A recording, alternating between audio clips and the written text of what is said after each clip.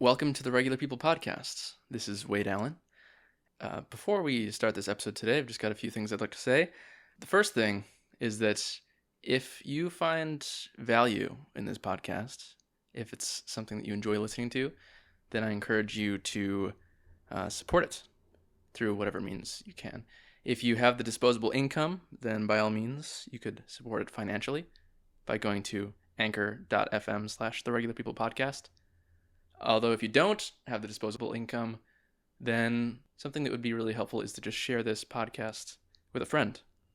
Also, if you are interested in being on the Regular People Podcast, you can send me an email.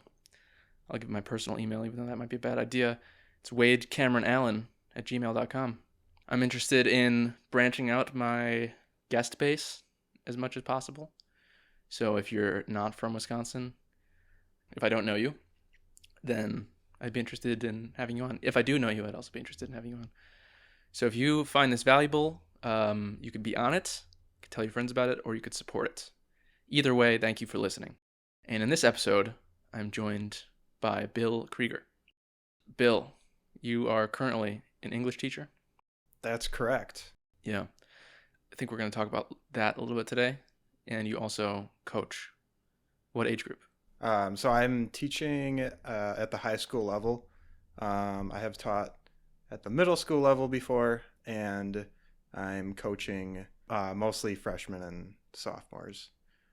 This is my first year I've been coaching hockey, and I have also coached baseball. Okay, cool.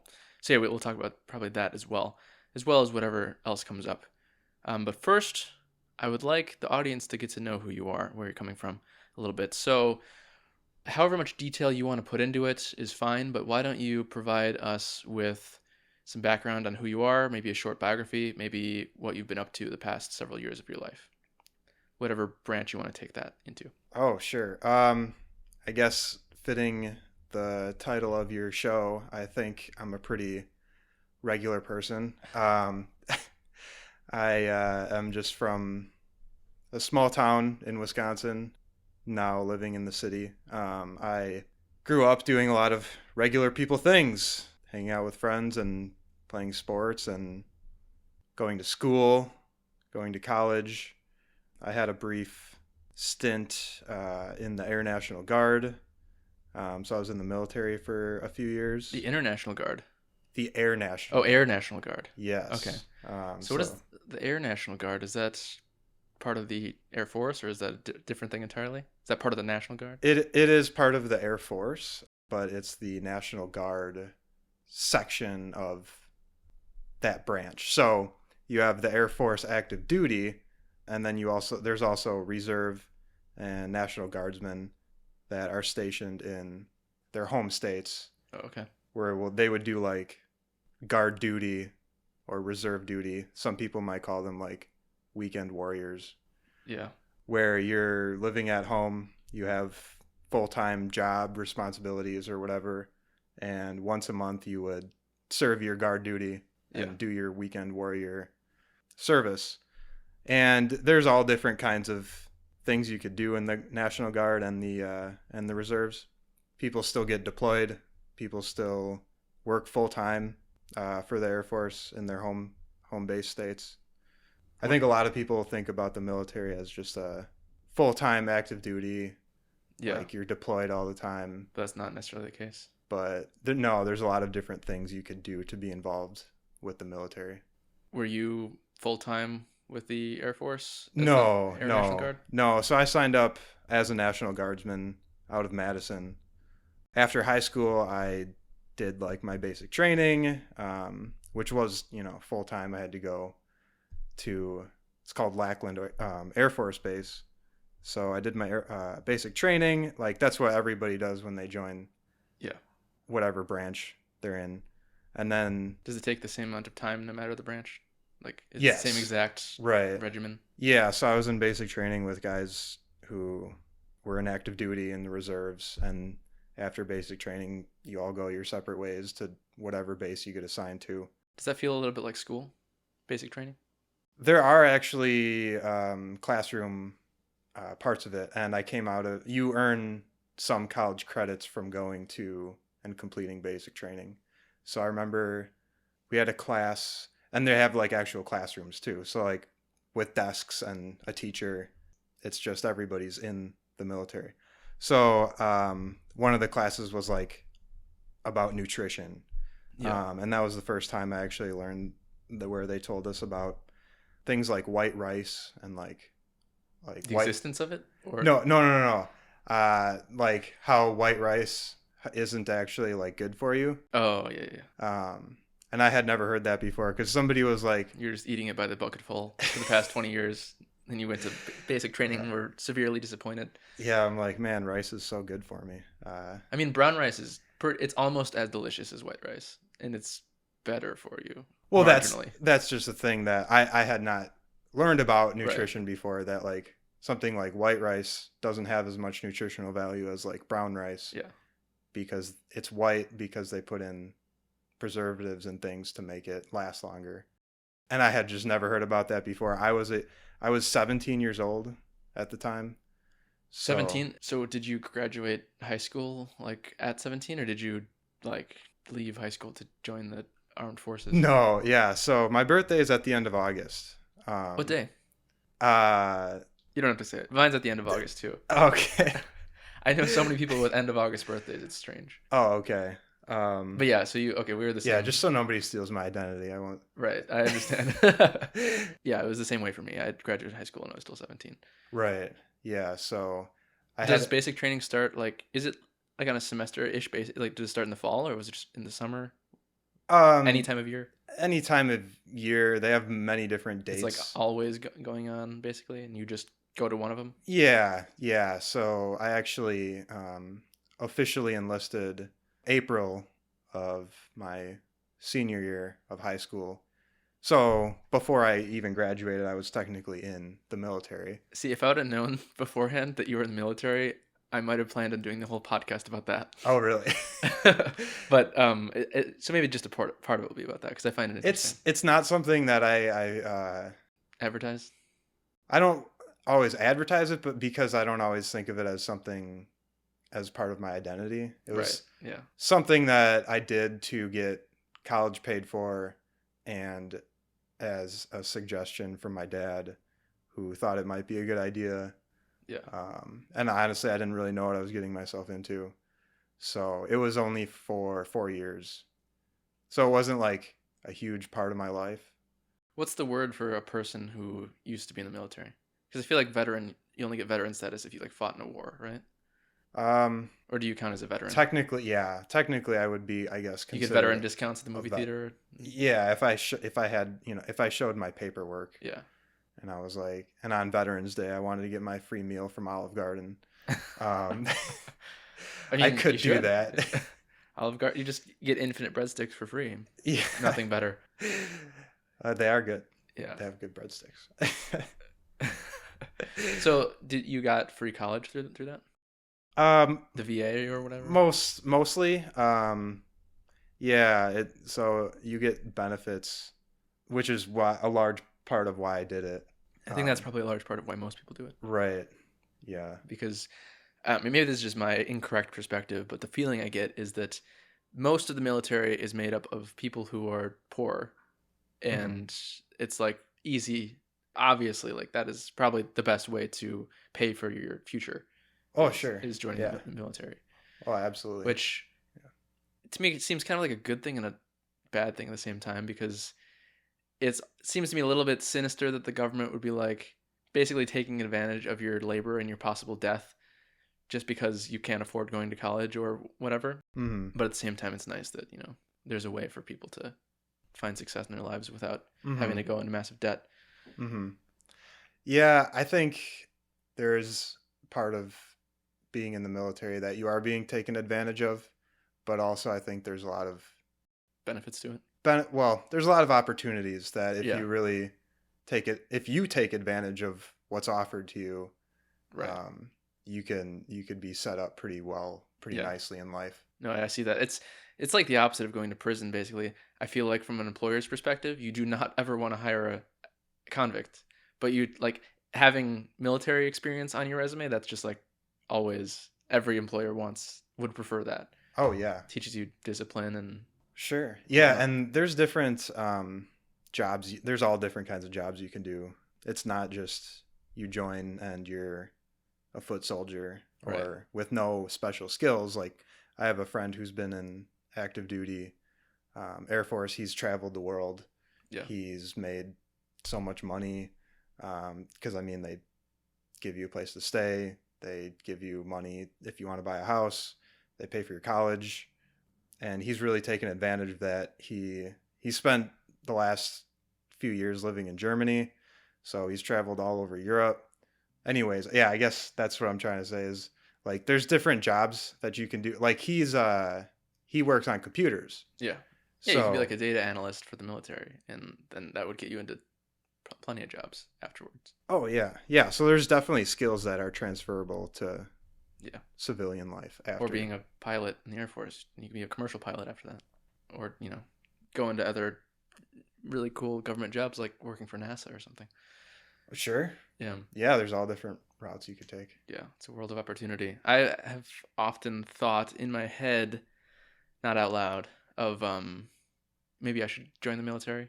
Hmm. Because yeah, it seems like it's a great way to almost guarantee or like basically guaranteed a better future than if you do nothing. I mean, so it seems like a really good deal. But the reason I haven't is like mostly an ethical thing. Hmm. I Hmm. I wouldn't want to be in a position where I would have to be responsible for killing someone or Sure. be close to being responsible for killing someone or feel like implicated in it, you know? In any way you would be responsible for most likely the deaths of somebody Yeah, in the name of freedom. right. Yeah, and I don't know if I'm comfortable with that whole concept. So that's why I haven't. How did you feel about that joining? I think because I was so young and I just saw it as like a big opportunity. I didn't know that much about the world yet. Right. So my eyes were very wide and I didn't really think about it like that at the time. Oh, okay. But looking back on it now, like I just kind of looked at it as a job. Right. I didn't think about it as like something I do contributes to Yeah. the death of some innocent person in Saudi some Arabia. Saudi Arabia or some other country around the world. So then, if you are a weekend warrior or not active duty member of the military or Mm-hmm. armed forces, I would assume that means that if there's like a need for soldiers, that you're probably like priority. Like you wouldn't be like last on the list for being enlisted in a war. Because if you have I don't know if it's like the 40s and average just citizens have to join the Yeah. army to fight in a war. As a member of the National Guard, you'd probably be like before all that. You would be enlisted because you're already part of the military. Probably, yeah, I would think so. I guess the major difference between active duty and the reserves and guard. Like they would pull from active duty first, and then reserves, and then they would pull from if they still need to after that, then just civilians Right. Well, the active duty is already there. federally controlled, right? So if the president needs to say, I need Ten this thousand many, guys go. then they would pull active duty troops. But then there's I think the reserves are also part of the federal government. Oh, okay. But then the National Guard every state has their own National And Guard. that's run just by the state. It's kind of a combination Oh, of okay. state and federal. Yeah. But like, I mean, you hear about it on the news all the time. The governor sending Right. X amount of National Guards troops to deal with Yeah. riots or whatever. So that's a power the governor has to use those troops in ways that they see fit. So then that would have been you if you. It could have been. Could have been. It could have been. I never had to do anything like that. Yeah.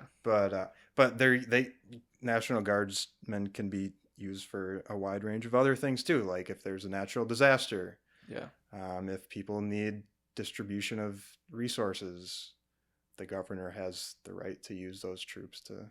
And that never happened to you either. No, Okay. no. So then, what do you do on the weekends that you are active? Like you're doing the weekend warrior thing. What is it that you do? So like everybody still has their job, right? So I was on an Air Force National Guard base where they have jets that are there full time, Yeah. and they have full time pilots and people that work there full time. So my job was, it's called structural maintenance. So basically, you in that field you learn how to it's maintenance basically. How do you Of aircraft? yeah, yeah. So it's repairs.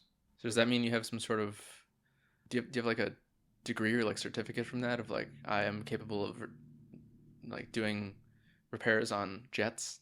'Cause that sounds like could W- get you into a pretty cool job. yeah. Well, so after you do basic training in the Air Force, you do something called tech school, Okay. where you go to learn your job.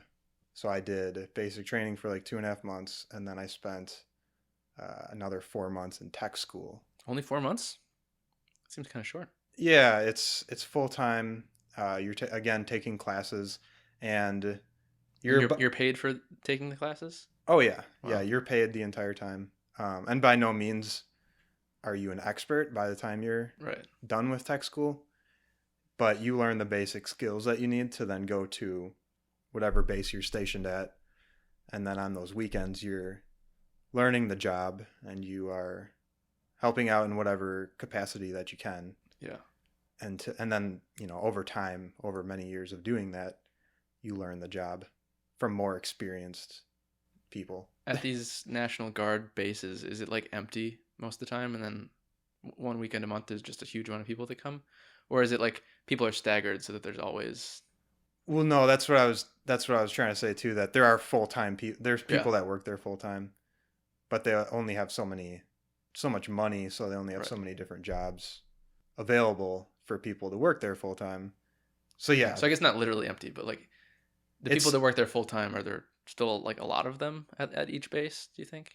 it depends which base you are at. How about yours, the one that you were at? Do you know like if there were a large amount of people who are always there? I'm Um, trying to plan an attack. okay, so there's two guards that watch the gate, and then when you get in, there's three more troops. No, Okay. no, there's I guess depends what you mean by large amount Yeah. of people. There's definitely a lot more people on those weekends, Yeah. like a lot more. Is it like that's what everybody looks forward to? All the full-time guys, they're like can't wait till all the weekend warriors get here. It'll be a party. I wouldn't say that. Yeah, but not a party, but They're there all the time, so the people who are there full time are like just another day at work, just with more people around. yeah.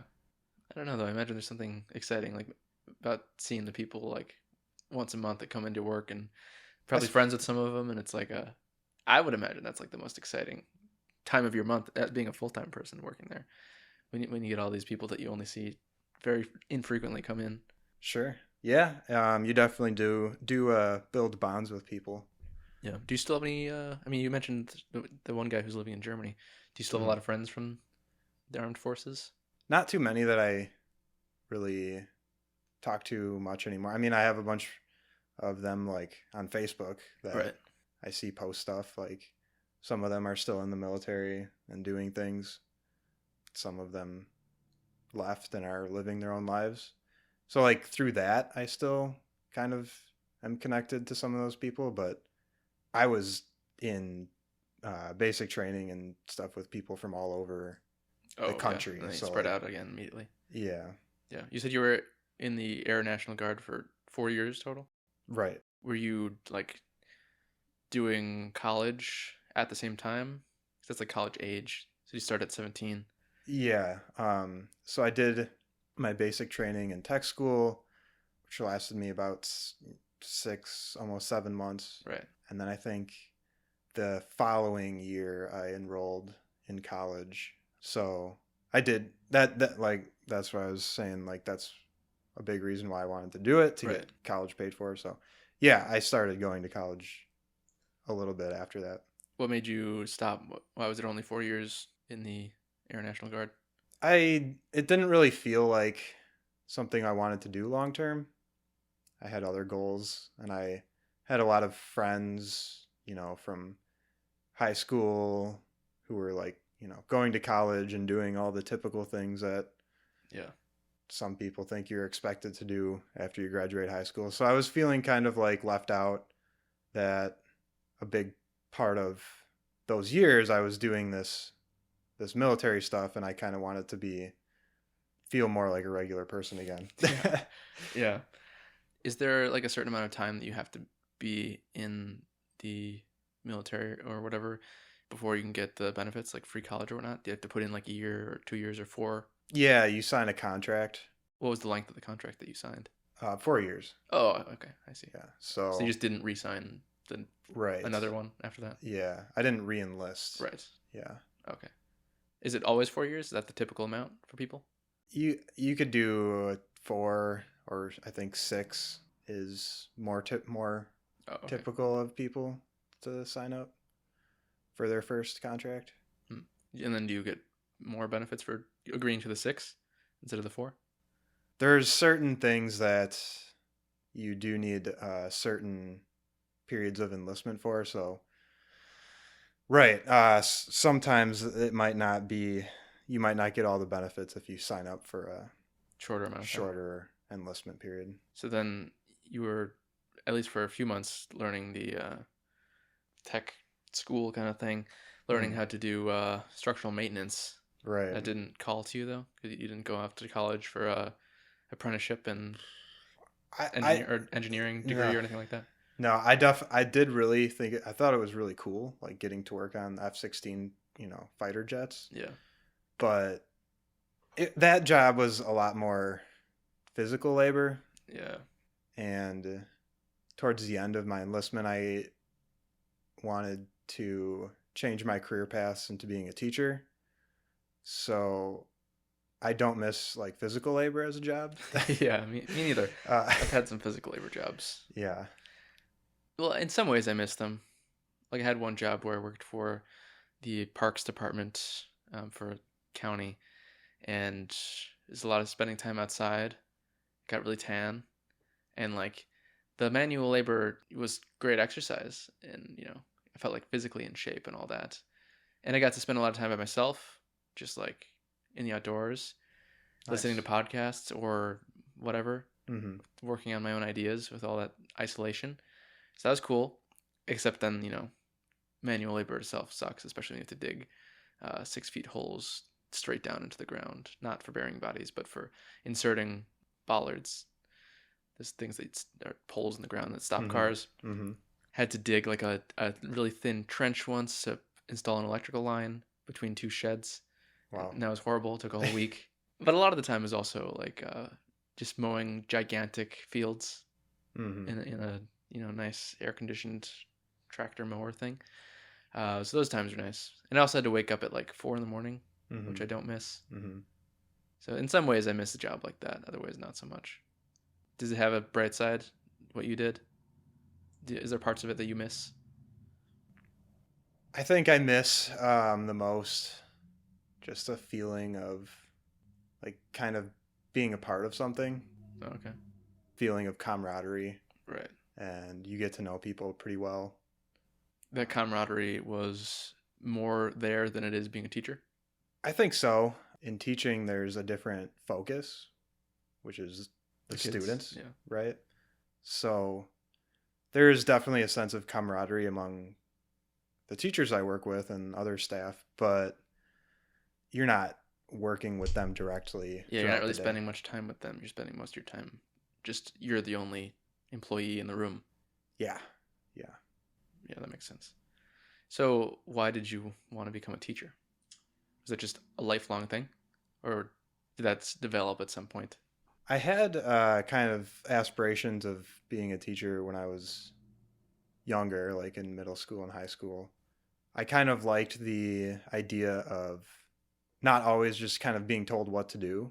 Right. In a sense, I do have to do a lot of things that I'm told what to do, but the way in which I execute them is up to you. Is mostly up to me. Do you mean like following a syllabus that you don't decide? Like what do you mean by what are things that you are told to do, not having control over a curriculum kind of thing? Well, sure, yeah. The school I'm working at now, I'm new there. This is my first year. So I do have to follow curriculum that's already been created, Yeah. and I have to follow syllabi. Is there room for like flexibility for your own choices within the curriculum? Is it like you can choose to do a book on the Civil War and then you can choose a couple books instead of just like this is the book that the kids will be reading? Is there any of that? It can depend on what class you're teaching. Most schools will already have books like that you're going to be teaching, and Right. like you would have to go through some kind of process to change the book Yeah. that you want. So I can't just be like, I feel like teaching Game of Thrones. So Yeah. here we go, kids. You have to think about like, where are you going to get your materials from? Where would you get the books? Are you going to spend your own money? Right. Are you Because gonna? you have to order like 80 of them or something like that, right? Yeah. So I guess it depends on what class you're teaching. So like a standard like English class will probably most likely already have books Right. set in the curriculum. But I've taught some other like elective classes where there's a little more freedom, Hmm. which is kind of nice, but also can be a little overwhelming. So it is kind of fun right now. I'm teaching a class called mass media, and I've probably had the most fun out of any class I've taught because I've changed a lot of things. There's a unit that we're currently in where we're watching TV episodes from different decades. That sounds fun. Yeah, so we started with like the 1950s, and we were talking about what the kind of trends and stereotypes were in the 1950s. We kind of learn about what's going on in the world in America during that decade, and then we watch a TV show from the 1950s to see like how do those trends and stereotypes show up in the kinds of shows people were watching at the time. Yeah. So it's been kind of fun picking like which TV shows I want to watch with the Which student ones have you watched so with the far? classes. So we just got done with the 80s. So I've been showing two different TV shows from each decade. Okay. The 50s we did Leave It to Beaver episode because you can't have 1950s without Leave It to Beaver. Is I Love Lucy 50s or is that 40s? That's 50s into the 60s, I think. Oh, okay. So there's a little bit of overlap with Right. like I think Leave It to Beaver started in the late 50s and then went into the 60s. So there's Yeah, to some degree, the decade lines of cultural shift is just arbitrary. Like you just have to decide this is the time where Mohawks were popular, even though there were probably people wearing Mohawks a couple years before that kind of thing. yeah, but yeah, those shows in the 50s, like obviously you see that shift or that dynamic of like here's your nuclear family of like mom, dad, kids, Yeah. in a middle class suburban home, because that was something that was a lot of people were moving to the suburbs in the 50s, and that was kind of more of a trend. Yeah. But as we've gotten further into it, for example, with the 80s, there's a show called Different Strokes that For I different showed folks. for different folks, exactly. And that, breaks the mold of, I mean, the show is called Different Strokes, so it's like, it's different in the family dynamics. Yeah. You have Gary Coleman, who's a black child, as part of he's adopted into this white family, kind of going along with that idea of like, there's different ways to live. Yeah. It's not the way it was in the 50s anymore. Like it's still the nuclear family though, right? Mom, dad, children living together. for the most part. Yeah.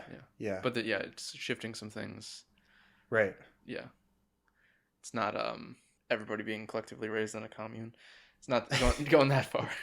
But yeah, it's different for compared to the 50s for sure. Yeah, so it's kind of cool to see those changes and how they've been represented in the kinds of TV shows people have watched. Yeah. So you're finishing, or you already finished the 80s? Well, we finished the 80s this past week. Next week we're going to get into the 90s. So it's too late to pitch what you should do for the 90s, or my idea. No, it's not too late. What's your idea? So for the past several weeks, I've been watching a lot of Seinfeld. Nice. And Seinfeld, there's 9 seasons of it, and it basically covers the entire 90s Hmm. because of that. And one thing that several things that I've been realizing that are very different from today's age while watching Seinfeld is like how they interact with wait staff in restaurants and Oh, stuff. sure. Like nowadays, the average millennial or Gen Zer definitely doesn't want any confrontation with the waiter. Like if even if you have bad service, you're probably just gonna tip them and not Sure. say anything. And then in Seinfeld, it's not even a joke. It's just like there as like how people acted in the 90s. Hmm. It's like frequently yelling at waiters, hating your waiter, returning food just because you didn't just because like for art stupid reasons. So it's like there's a lot more dehumanization of people working in the food industry Hmm. in Seinfeld. Another thing that I noticed that was interesting is I don't know if this would relate exactly to your lesson plan, so don't listen to me, but um, almost every episode, or maybe like 70% of episodes, the plot issue would be non-existent if cell phones existed.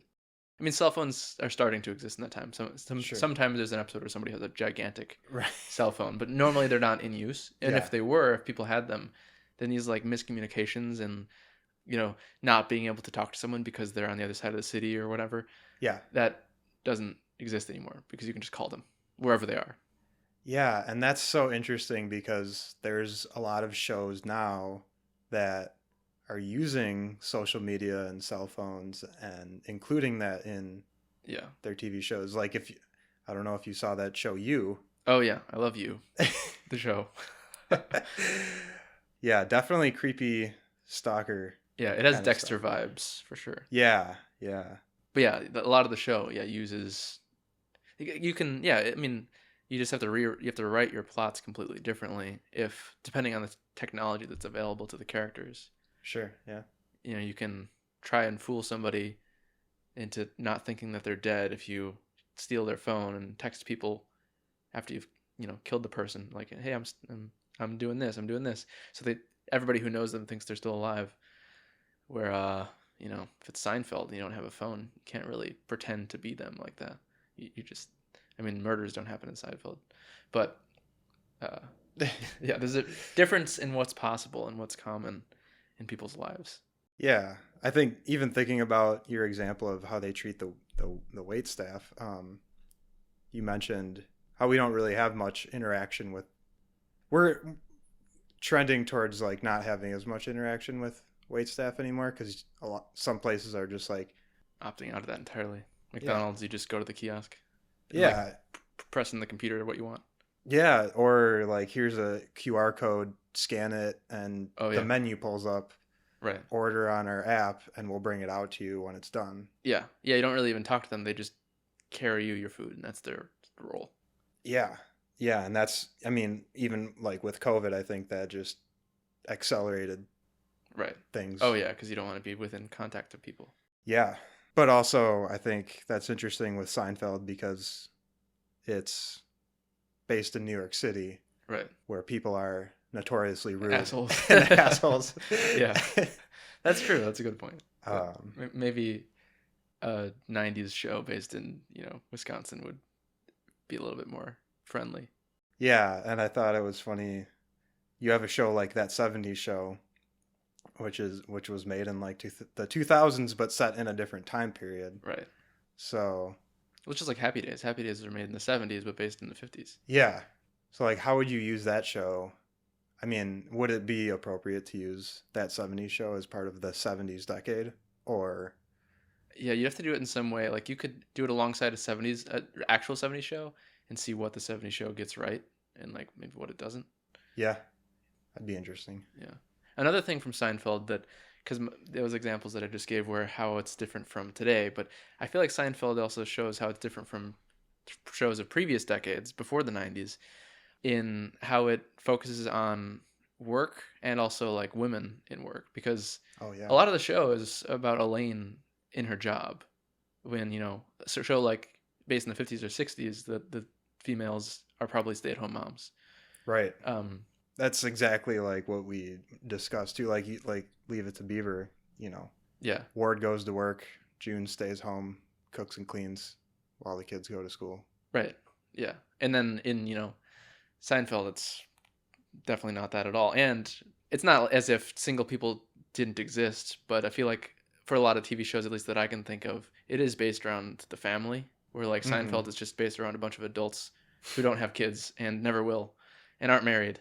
So it's, I don't know, maybe a shift in what people care about or what they want to see in their TV, where they're not looking for, that ideal like American lifestyle of getting married and having kids, pumping them out early and stuff. Yeah. It's like just a bunch of wayward adults who aren't really even doing anything with their lives. They're just talking to each other about meaningless nonsense all the time. Yeah. Well, there's a reason they call Seinfeld the show about nothing, That's right? true. That's true. But no, that is really interesting that you're talking about that, because I think for a long time people wanted to watch shows that they could like see themselves in and that are relatable Yeah. to their own lives. And I think now you're seeing a lot of shows being made that are nothing that humans would ever experience, because we want some way to escape our regular lives. Right. So maybe that's why people get so into shows like Game of Thrones and Yeah, there definitely were shows like that in the past, but probably not as many. Like the percentage of all shows were probably skewed more towards realism. yeah. Like there still existed never-ending story or whatnot, but that's like most shows aren't about dragons and fantasy in the 80s. Right. Another thing that I don't know if is true or if it's just my limited perception of it is I feel like Seinfeld and also Friends and like other shows that are based in the 90s spend more time about working and in the workplace, where I feel like in the past a lot of shows kind of just glossed over the fact that you have to have a job. I mean, I guess it depends on who the main character is. Like if it's I Love Lucy, the main character is always at home, so all the events are happening around that. But I just feel like there's for what I see in things, it seems like maybe the '90s shows exhibit more of a focus on work. That might not be accurate. Yeah, I think there's some truth to that. I mean, if you think about like The Simpsons, like they do show a lot of That's true. Homer at work. Yeah, when did The Simpsons start? Was it like '80s or something? It was like really late 80s, and then Yeah. into the 90s is when it was becoming popular. Yeah. So what shows are you thinking about doing for the '90s unit? Oh, well, The Simpsons I was thinking about. I was also really trying to find shows that, especially since a lot of the shows we watched from the 50s, 60s, and 70s were just a bunch of white people, trying to find more racially inclusive. Fresh Prince of Bel-Air. Good So, 90s show. yeah, thinking about doing an episode of Fresh Prince. And that's why, like, the Different Strokes episode, features pretty well-known black actor. Yeah. So, yeah, I think 90s, I think definitely Fresh Prince. And I don't know, I was thinking about Seinfeld, too. What else could I do? I mean, there's The Simpsons. I do think, like, an animated show would be cool to show, too. Yeah. Because that's when animation was really starting to become more mainstream.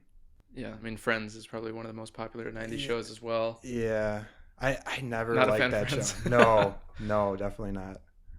Why didn't you like it? It's just not funny to me. Oh, okay. I don't like the characters. Hmm. I don't think they're funny.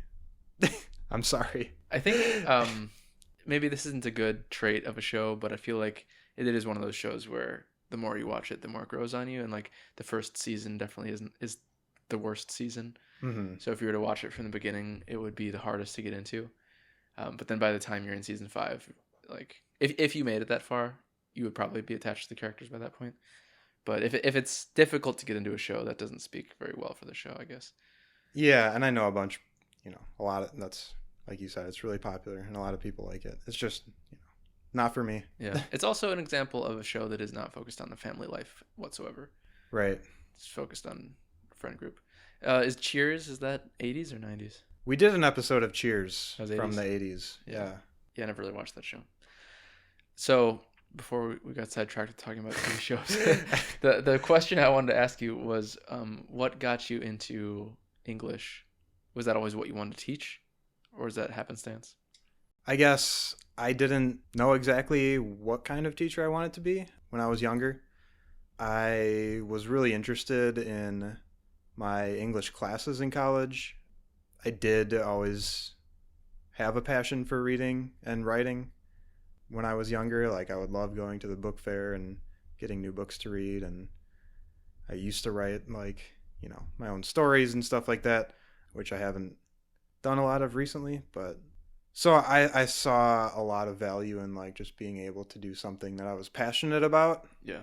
And I also started to think about, like, when you say, like, the jobs that were out there, because I thought about being a gym teacher, I thought about being a social studies teacher, but those jobs are not as available. Oh, okay. So, like, there's less, obviously there's less gym teachers at a school than there are That's true. English teachers. There's less social studies teachers than there are English teachers. Plus, I didn't really want to be that typical, like, male social studies gym teacher that... What? I feel like those are routes that a lot of male teachers go. Yeah, that's true. Go to. English is largely, most of my English teachers anyway were females. The same, yeah. So, although I did have 2 that I remember that were both really good male English teachers. Mm-hmm. Probably my favorites. Nice. Also, I don't mean to ruin your fun, but I worry that your doodling is picking up over the microphone. Okay, I'll stop. Yeah, well, I mean, we'll find out if there's a faint scratching noise that's been going on for the past 30 minutes. Then that was Bill's doodling on a piece of paper. I wouldn't really call it doodling. I would say it just filling in a circle, drawing a big blob. Yeah, that's true. So, do you find that's still true today, that really most English teachers are females, and you're the outlier? The school I work at now is actually much more dominated by men in the English department. Really? Like, there are actually more men than... There are more men, wow. Which was kind of surprising to me.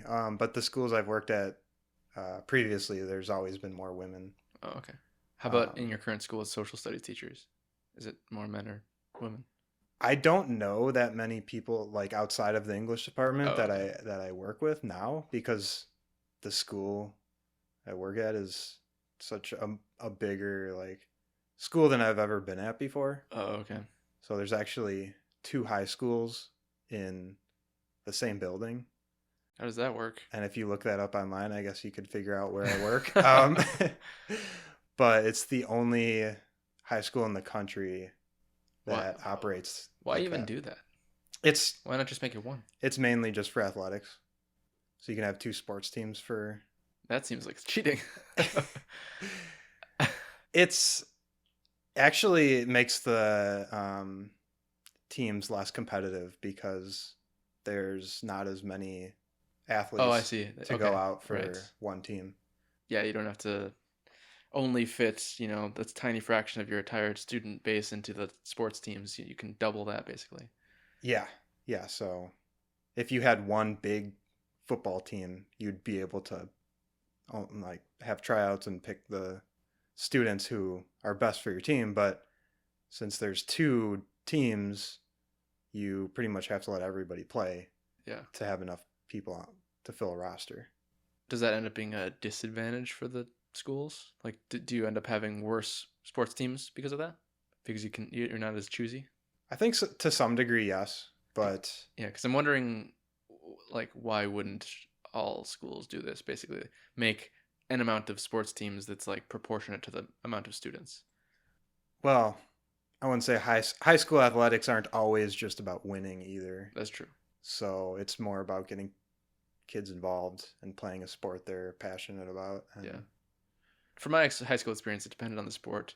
Some of them seemed almost entirely about winning, because the high school I went to were, like, consistently being state champions. Or, like, marching band was really competitive too, because it was, well, I don't really care if people know. I went to Waukesha West High School, and that high school and Waukesha North were, like, always the top 2 for, like, state marching band competitions. Wow. So they're, like, really trying to win and never let North win, but North would win actually more frequently. So it's like the people involved in marching band were pretty cared a lot about that. Yeah, there certainly is the higher you go, more of a focus on winning. Yeah. Obviously, you want your varsity teams to compete and do well because they pay a coach to Yeah. win.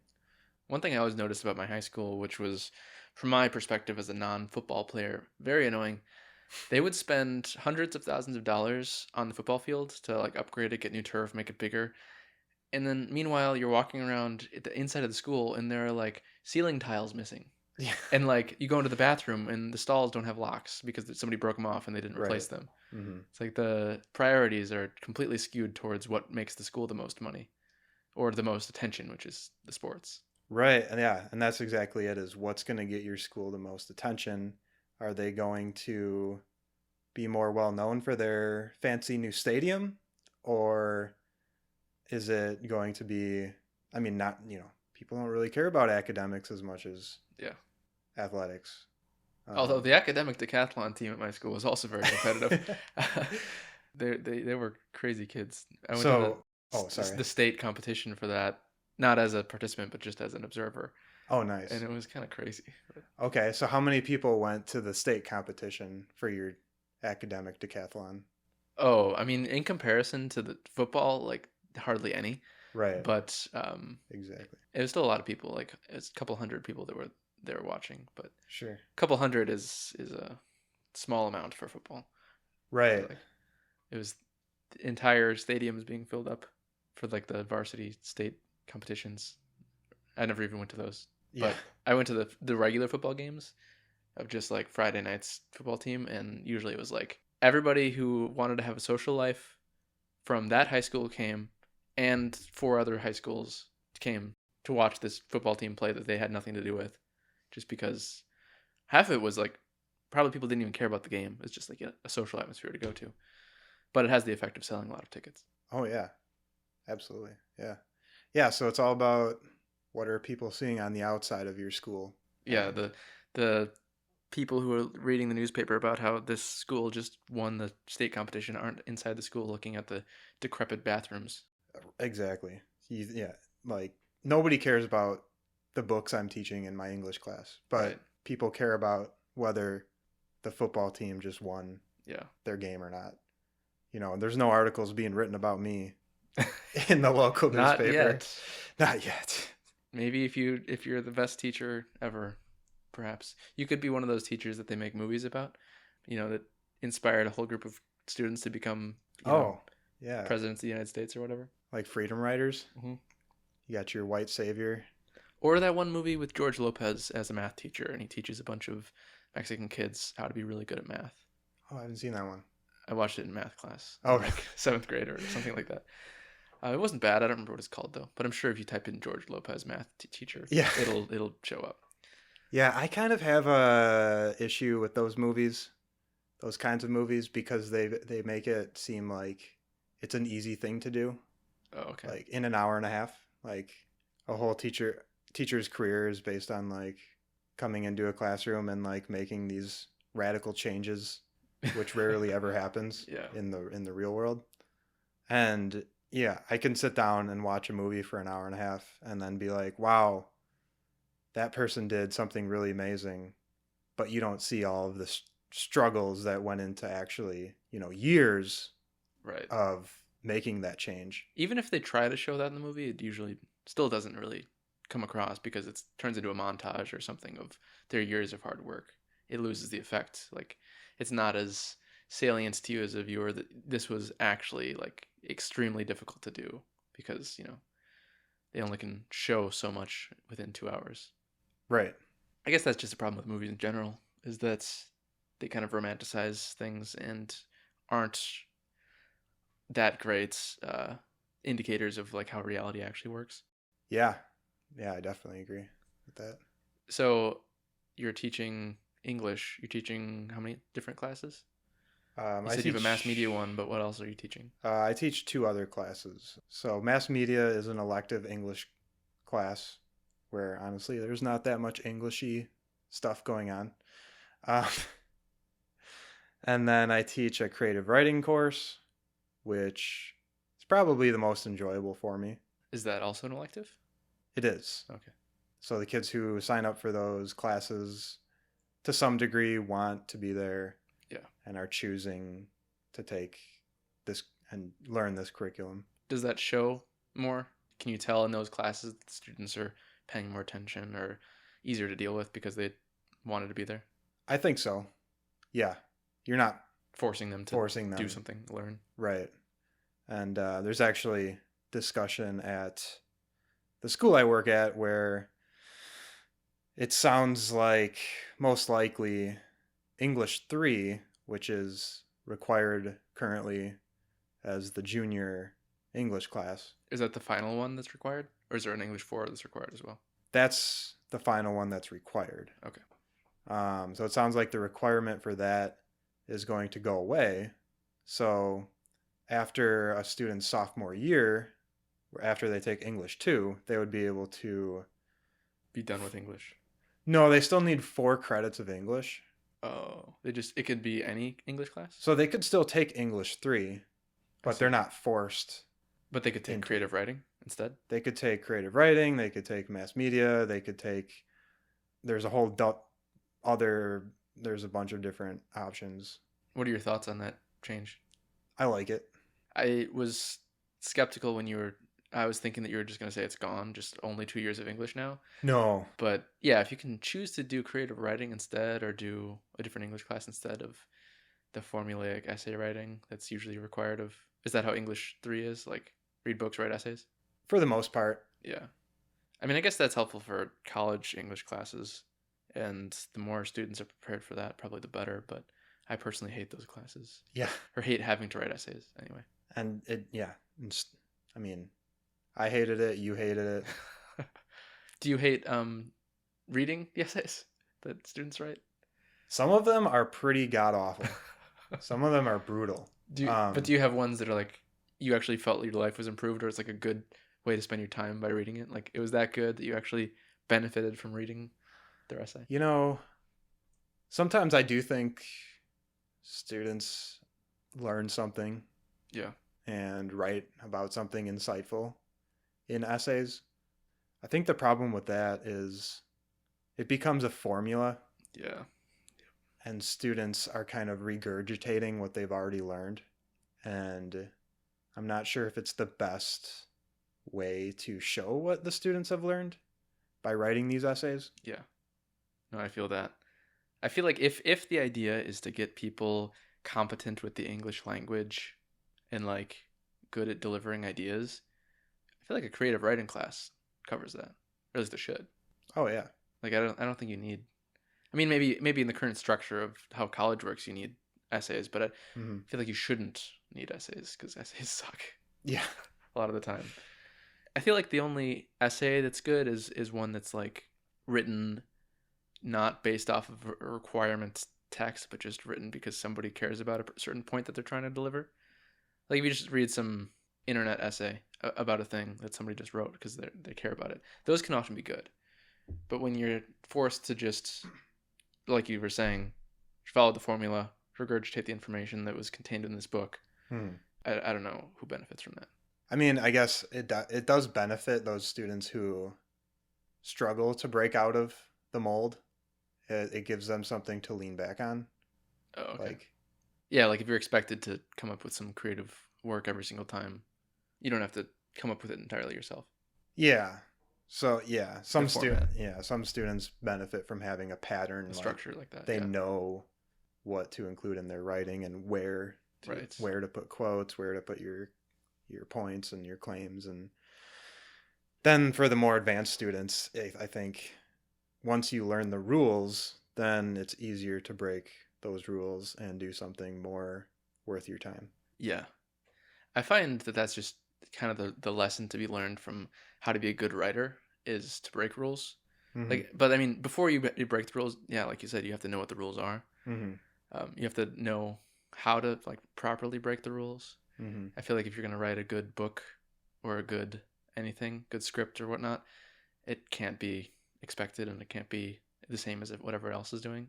Mm-hmm. So you have to write in such a strikingly weird way, weird use of words or weird use of punctuation or just completely ignore story structure, Hmm. that like it becomes interesting. Yeah, because when it's done intentionally, that's where the author's craft comes in Right. to make an interesting story. Yeah. If you unintentionally break the rules because you don't know the rules in the first place, then it's often It's bad. not effective Yeah. Yeah. most of the time. Yeah. In my experience, the English classes were the ones with the worst behaving students. Like the students who you of all classes, even math somehow, of all classes, they wanted to be there the least. Yeah, Do you see that in English classes that you teach or that you have been in? yeah. Why do you think that is? I mean, you just think about like how our feelings are about writing essays. Yeah. A lot of kids don't like to read. Oh, okay. So you're forcing kids into a class that has them do things that they don't like to do. And it's not like the teacher gets to pick and choose what students are in their class. Right. It's like Everyone. whatever you get. So I mean, you get a class that has a bunch of friends in it and they don't like reading, they don't like writing, but they're glad to be there because they're with their friends.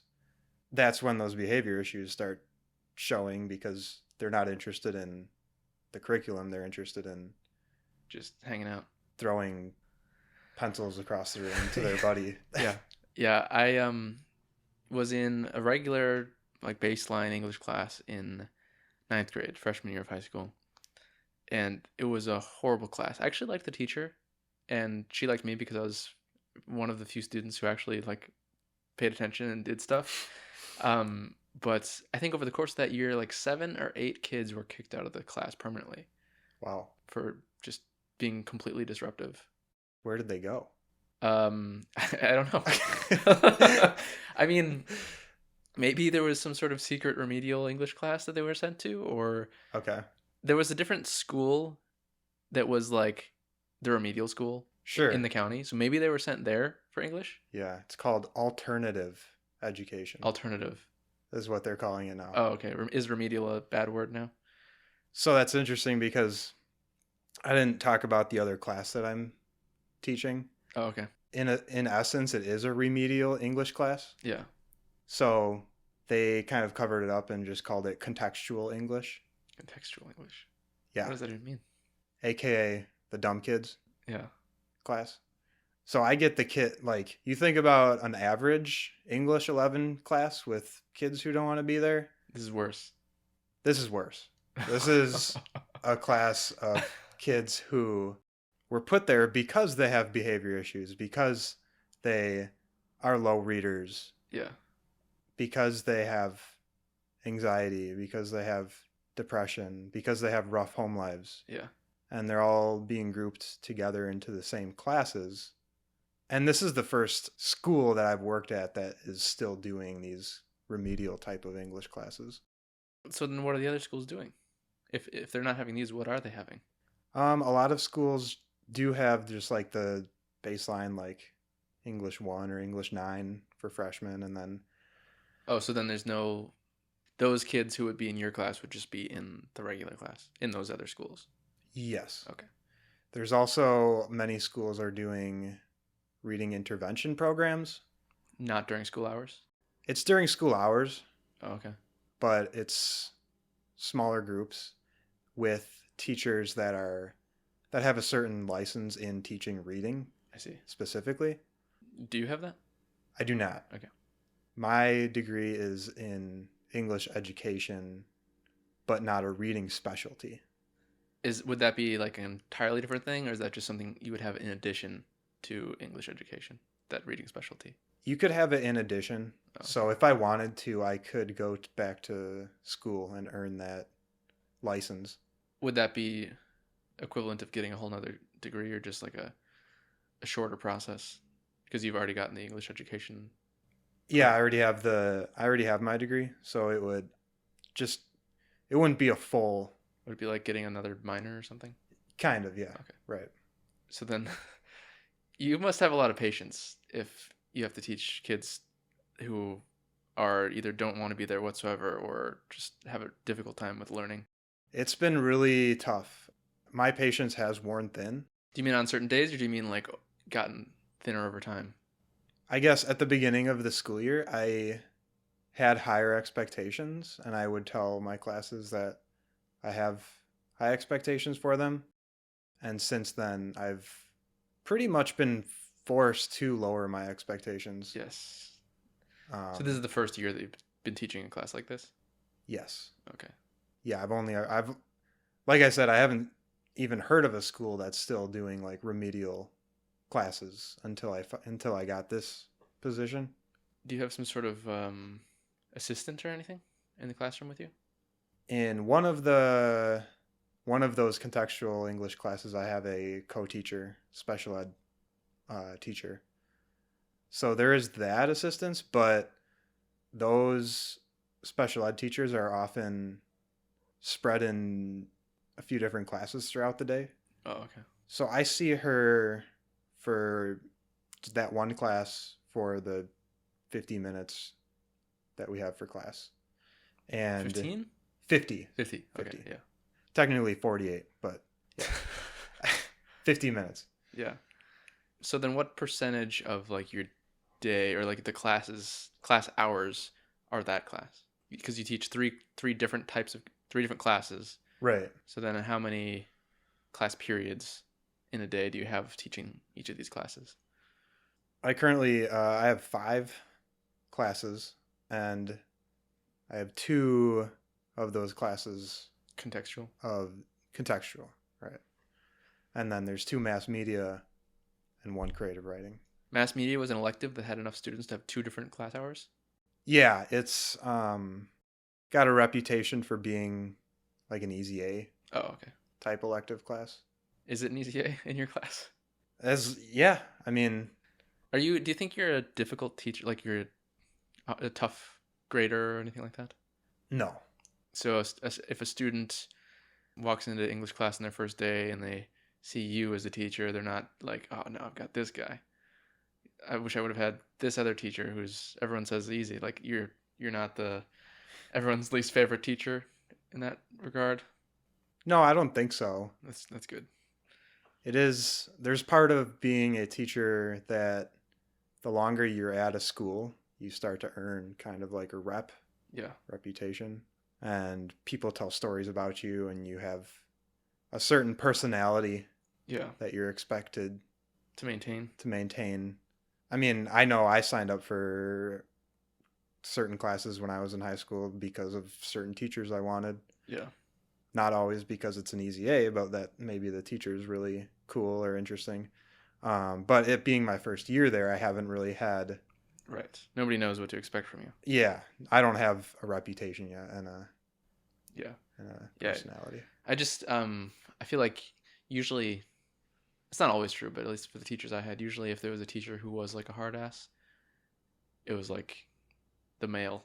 The guy math teacher was the hardest math teacher, and the rest of them were much more lenient. But I don't know if that's a accurate stereotype. I've seen some pretty strict women. Yeah. Everybody's got their own, Yeah, it's more up to the individual. style, right? So with your coaching, you said you were coaching hockey this year, and was it baseball? Yeah. How long have you been doing the baseball? Well, I played baseball growing up in high school, and last year was my first year of coaching at the last school I worked at. And this will be my second year of coaching baseball in the spring once it starts. Oh, I see. Okay. Oh, yeah, I forgot the baseball doesn't happen right now. Yeah. This is my first year coaching hockey, another sport that I played growing up. Is that like a requirement for being a coach that you actually have experience with a sport? Could you be a hockey coach without having played hockey as a kid? I would think it would be very difficult Yeah. to not have any experience. Yeah, they would need every applicant to also not have any experience before they would. If Love they that. just need a body Yeah, then they'll do to it. fill, then you might get a coach with no experience, but it's usually somebody who has played the game Yeah. and knows the And game. it makes sense too that like of all the people who would want to be hockey coaches, they're probably people that have played it. Yeah. not just people who have no interest in hockey. I want to be a Yeah. hockey coach. Yeah. I mean, sometimes there are needs. Like you might, I don't know. I always see like volleyball coach needed or wanted. I've never played volleyball competitively. I don't really know besides that you have to hit the ball over the net, what the rules are, but sometimes there has been an opportunity at a school I worked at where they were like, we really need a volleyball coach. Do you want to coach volleyball? You know what a volleyball looks like? That's all that we need. Yeah. Yeah. So sometimes you run in those situations, but no, hockey is one of those things where if you can't skate, you can't really coach. Okay. Like you have to be on the ice with your players to be able to run practice. You have to be able to skate backwards to be a hockey player. If you can't, your credibility would be severely impacted. Yeah, I wouldn't be a good hockey player. No. I can ice skate. I just can't skate backwards. Oh, okay. Or do fancy maneuvers. Well, I'll have to teach you this winter. Yeah.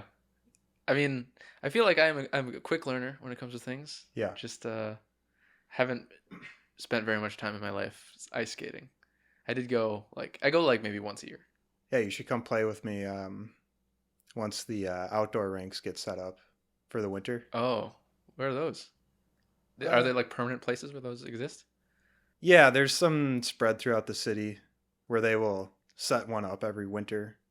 And it's just like open to play? And yeah, usually people can just come and skate on the ice whenever they want. Huh. But to do a hockey game there, would you have to like schedule that time available? Because I imagine you can't just start playing hockey when there's half the people there who just want to be skating on the ice without getting body checked. Those outdoor, they'll usually have scheduled times where it's like, this is for hockey, this is for open skating. Right. Okay. Or, if there's nobody using it, and you want to just go play hockey, and if there's people interested, like, who's stopping you? My best friend growing up was a hockey player, so I'd go to some of his games. Do you think hockey is one of the more violent sports? I think it has a reputation for being violent because, I mean, you're skating on ice with metal blades attached to your feet. Yeah. Does that ever become an issue? Like, do people ever get cut by those? There's been like instances where that has happened. Somebody tries to kick somebody else. Not like intentionally, right, but like, you can look up videos on YouTube, and there's of people getting cut by hockey. I don't think I want to look that up. There's some of them are pretty bad. Yeah, I can imagine. But then also, like, I feel like in my mind, hockey has a reputation for being violent in terms of like fights that break out. Yeah.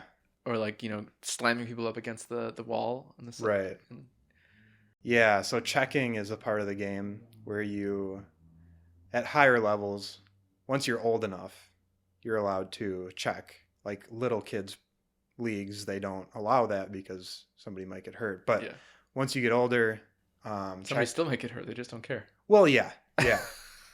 But by then, like once you're 13, 14 years old, you're expected to know how to play the game and have enough skills to where you can add in that checking aspect of the game. And that's a rule that is made to not hurt people, but I mean, it definitely hurts if you get hit pretty hard.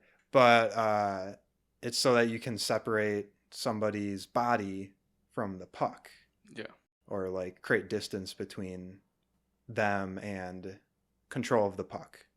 So if somebody's skating down the ice and has possession of the puck, I'm allowed to slam my body into them to stop them from carrying the puck any further up the ice towards my goalie because they're trying to score a goal. Yeah. So the rule isn't made to be violent, but oftentimes ends up that way. It ends up, adding violence to the game. Is there a significant amount of concussions that happen in hockey? Because there definitely is for something like football. Right. I imagine there's probably more collisions in football where people end up getting smacked onto the ground. Because that's like every single play, half the people are on the ground. Or like trying to tackling each other. Hockey is probably less frequent tackling. But do concussions still happen in hockey? Well, yeah, accidents happen in every sport. And I think ever since the science has been showing how collisions in sport impact the human brain, Yeah. that like back in the 80s and 70s, nobody cared because people didn't think about it. Yeah, they didn't think it was going to give them long-term brain damage. Right, exactly. But I think football was the sport that really started to propel the scrutiny on Oh yeah, head injuries. So the last 10 or 15 years, you've seen a lot of rule changes to make the game safer in like professional football. in all levels of football, in all levels of Yeah, right. of a lot of different sports. Well, I guess I haven't been really watching to know that.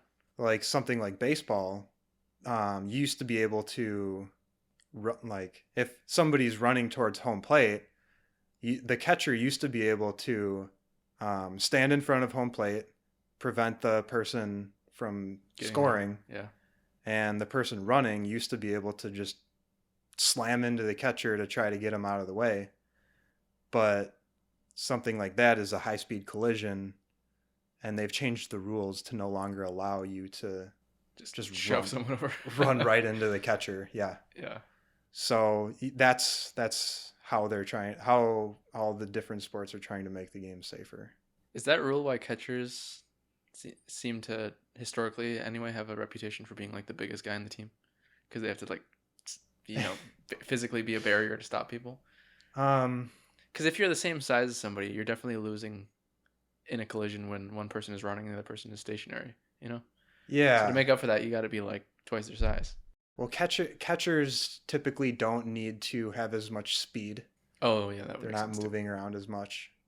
They typically have more strength, especially arm strength, because they're You got to keep throwing the ball back, throwing the ball many times and like catching it. yeah, if somebody's trying to steal a base, they have to have a strong arm to try and throw them out.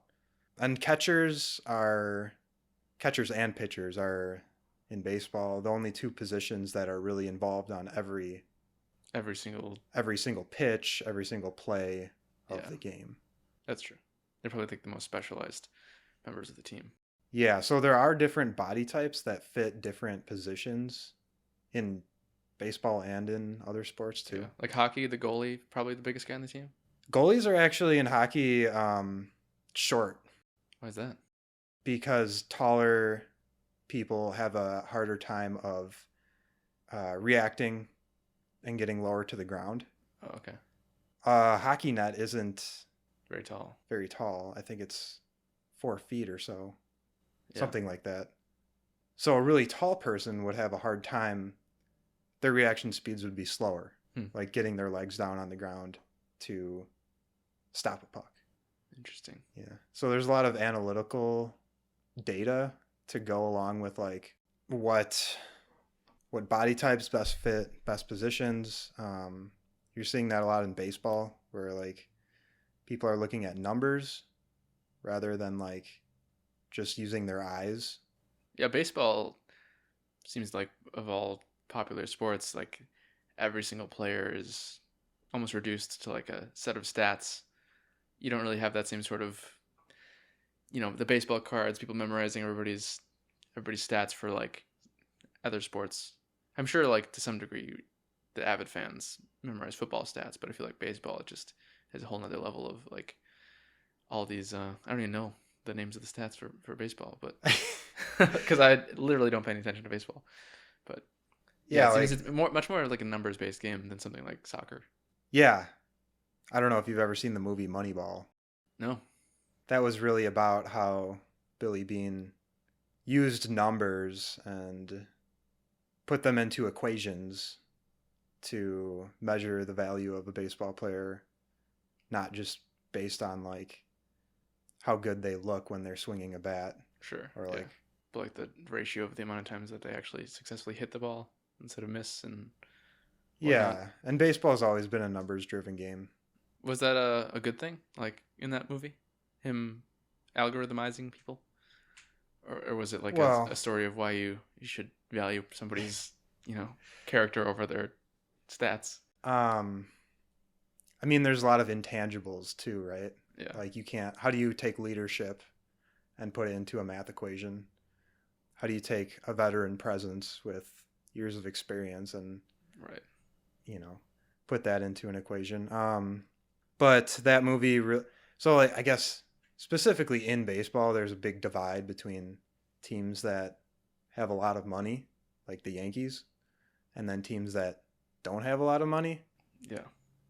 In that movie, it was about the Oakland Athletics. Like an underdog team. Yeah, they were known as like the underdogs. I mean, the Brewers are the same way. They're a smaller market team. Milwaukee's way smaller of a market than New York or Chicago.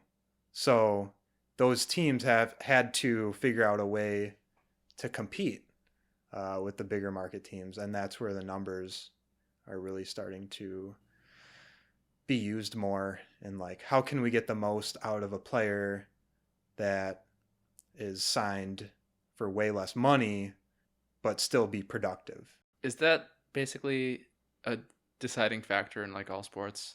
How much money the team has? Well, different sports have, so you take like the NFL, the NBA, the NHL, they all have what's called like a salary cap.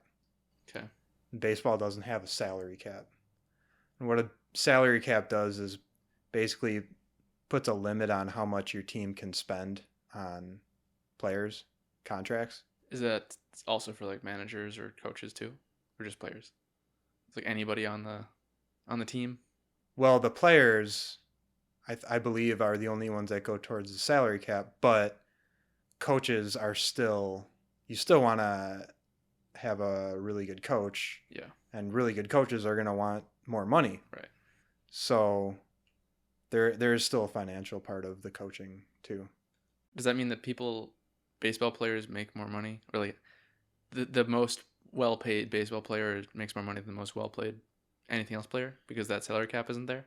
Yeah, you're starting to see these ginormous contracts for these baseball players in upwards of $300-400 million for a 10-year contract. So 300 or 400 million like total over the course of that 10 years. yeah, Okay, that's still a lot. that's a lot of fucking money. Yeah. And these superstar baseball players are demanding more and more money. Because 300 million just ain't enough. No. No, it'll never be enough. But I guess like if you can demand more money and you'll get away with it, why wouldn't you? Well, exactly. And there's also an aspect of like setting the precedent for the next generation of players who will be signing contracts. So a lot of these players they don't want to settle for anything less than what they think they're worth, for future generations of players to come along and be like, well, this player signed for this amount of money, So I need at least that much. so I need at least that much or more. So then do you see this like big inflation over time in baseball player salaries? Like compared to baseball players of today versus baseball players of the 80s, there's like a huge difference. Well, yeah. Yeah, because it just keeps on going up and up and over time. Well, yeah. Yeah. Do you think, I mean, I don't know if you know, but do you think the amount of money that a team spends on their players or spends on whatever else they're spending their money on, basically, does that have anything to do with how successful that team is? Or like, if Team A is spending more than any other team, does that mean Team A is going to win the most too? Not always. It can. Yeah. I mean, the Yankees are worth, I don't even know how much they're worth anymore. They're like billions of dollars, but Are they like the most financially crazy team? Well, yeah. Yeah. Yeah, they have the most money by far, but they haven't won a World Series in years. Oh, okay. But yeah, it's not all down to that. I think the last time they won was 2000. So it's been like over 20 years since they've won. I mean, they're always competitive. Oh, okay. They're always doing well, just not the very best. Does it go the other way though? Like the teams that have the least amount of money just never win the World Series? Usually, I mean, the Brewers have never won a World Series, but sometimes there are those smaller market teams that get in there. Like in Moneyball. Is that based off a real story? Yeah. Okay. Yeah. So I mean, that's one aspect. Because one of the things that you were saying you wanted to talk about was inequalities in sports, and that's definitely one aspect of it, of how much money each team has. But what do you think other aspects of inequality in whatever sport it might be? What are other forms of it? Well, if you get outside of like the professional leagues, there's inequalities in sports from what kids are able to play when they're young kids. You think about like sport like basketball. It's like, what do you need to play basketball, right? You need a court and a ball. Yeah. Well, cities usually have plenty of courts around. Right. So if a kid can go out and have their own ball, they can go play basketball for free. Right. Yeah, because basketball of like most sports is the one that takes up the least amount of space, so you can fit a much larger amount of basketball courts inside of a city than you could soccer fields or baseball stadiums. So I that would go some effort or some distance in explaining why like so many professional basketball players might be from cities, because that's where the most basketball courts are. Not as many in the country. There's also a lot of basketball players that come from poverty. Right. Yeah. And yeah, basketball too. Like you were just saying, all you need is a ball, and aside from that, it's free to play. Yeah. Hockey, I imagine, is a much more expensive sport Oh yeah. because you need more equipment. You need the skates, and you need the stick and the puck, and you need the body protection, and you need winter or an indoor stadium or field that you probably have to pay for Yeah. to get in. Yeah, right. You need all the equipment. You need to have the ice. And if you want to play on any kind of competitive team, you usually have to travel. Oh yeah. Because rinks are spread out in different towns and cities. Is that not true for basketball though? If you're gonna be competitive, wouldn't you still have to travel? I would say there's probably more teams within a city for basketball than there are for a sport like hockey. Oh, okay. So something like basketball or soccer, there may be multiple teams from the same town that can play against each other. Yeah. It's probably just more common of a sport. It's more than common hockey of a too. sport, and every town has a gym where you could play basketball. Yeah. Right. Which is not true of hockey. So you have to go further distances to be able to compete in a sport like hockey. So you need the transportation to get to those places too. So yeah, transportation, access to the actual place of doing the sport, money. What other factors are involved in potential inequalities for sports? Well, if you think about hockey in similar terms of baseball, the younger players that are playing baseball now are doing like these traveling leagues. Okay. Where parents basically pay a bunch of money for these kids to be on these traveling teams, and they go around the country playing teams from all over the place. And it's seen as a higher competitiveness, and even to the point where like if you want to play baseball beyond high school, you have to be on these traveling teams because scouts don't go to watch high school baseball games anymore. Oh, okay. They go to these traveling circuits where they do tournaments. So that's not something that's tied to a school. That's not like college level. That's just like adults. Yeah. Okay. Yeah, it'll be like an organization where anybody can come play, but you have to have the money. You have to have the means of transportation. Is there still like teams that form like on a competitive basis where you have to do tryouts? Is there still that element of it where you have to prove that you're better than the average guy who wants to be on this team? Yeah, you may have to still try out because these organizations will want the best players on their teams. Yeah. But they may also have more than one team if there's enough interest because they want to make as much money as they can. These organizations, do they pay their players, or is it like volunteer, just you playing because you like? These are kids. Oh, well, how old are you talking about right now? I'm talking about like teenager, like high school age and okay. younger. Not playing for the high school, playing for these separate traveling leagues that exist. Okay, and that's where people get scouted from. A lot of the times, yeah. So then, do people play in those leagues instead of at their high schools, or do they do both? They'll usually do both. The traveling teams will, at least around here, be in the summer, and the high school season is in the spring. Oh, okay. There used to be quite a few teams in Wisconsin that would play summer league high school baseball, but more schools started to transition to the spring schedule, and now I think it's all in the spring. That way, kids can go and play on their traveling teams in the summer, and that's really where it's more high stakes. Like high school baseball is competitive, but it's not the best of the best Yeah. all the time. And those leagues are the best of the best for that age group. Yeah, it can be depending on like what team the kids are on. Yeah, like whoever wins the competitions, that's the best of the best for that age group. There's no higher league than that for a teenager. Right. Okay. Are there any conditions of like racial inequality in sports that appear? Well, yeah, I mean, it comes from when kids are younger and choosing like their path of which sports they want to play. If you looked at demographics of the NHL, it's far more dominated by white players. Is that based off of like family wealth? Because white people are more likely to have residual wealth from previous generations that they can afford to be hockey players? Or is there some Right. other aspect? Yeah, I think that's it. I mean, I played hockey growing up, and that was mostly the sport that I played. I didn't really play competitively on any other teams besides hockey, because my dad was raising me without my mom around.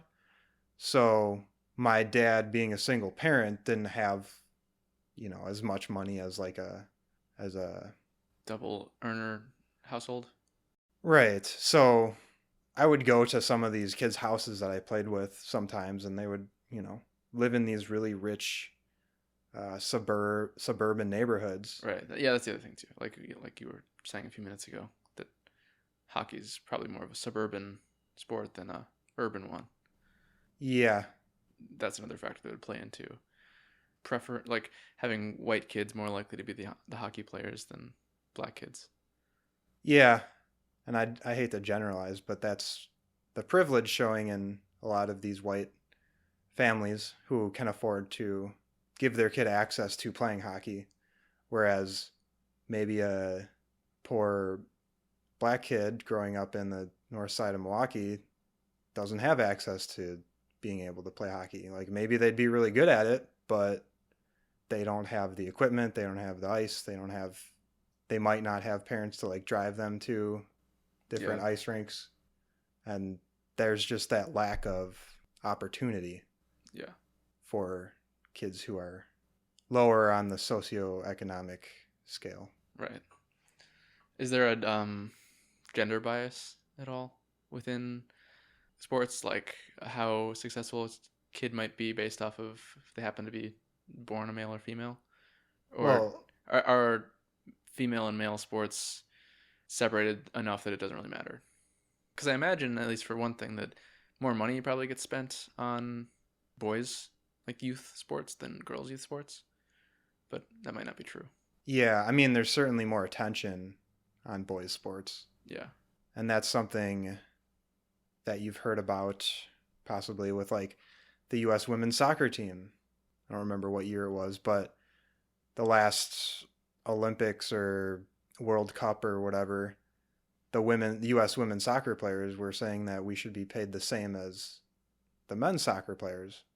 And I think there were like actually more people who ended up watching the women's soccer teams, and they're making less money than the men.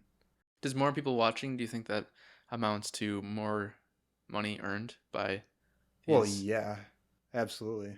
Yeah, because the more people that watch a sport, the more money that sport earns. And yeah, that wouldn't make sense if female soccer players don't get paid as much if they are attracting more viewers.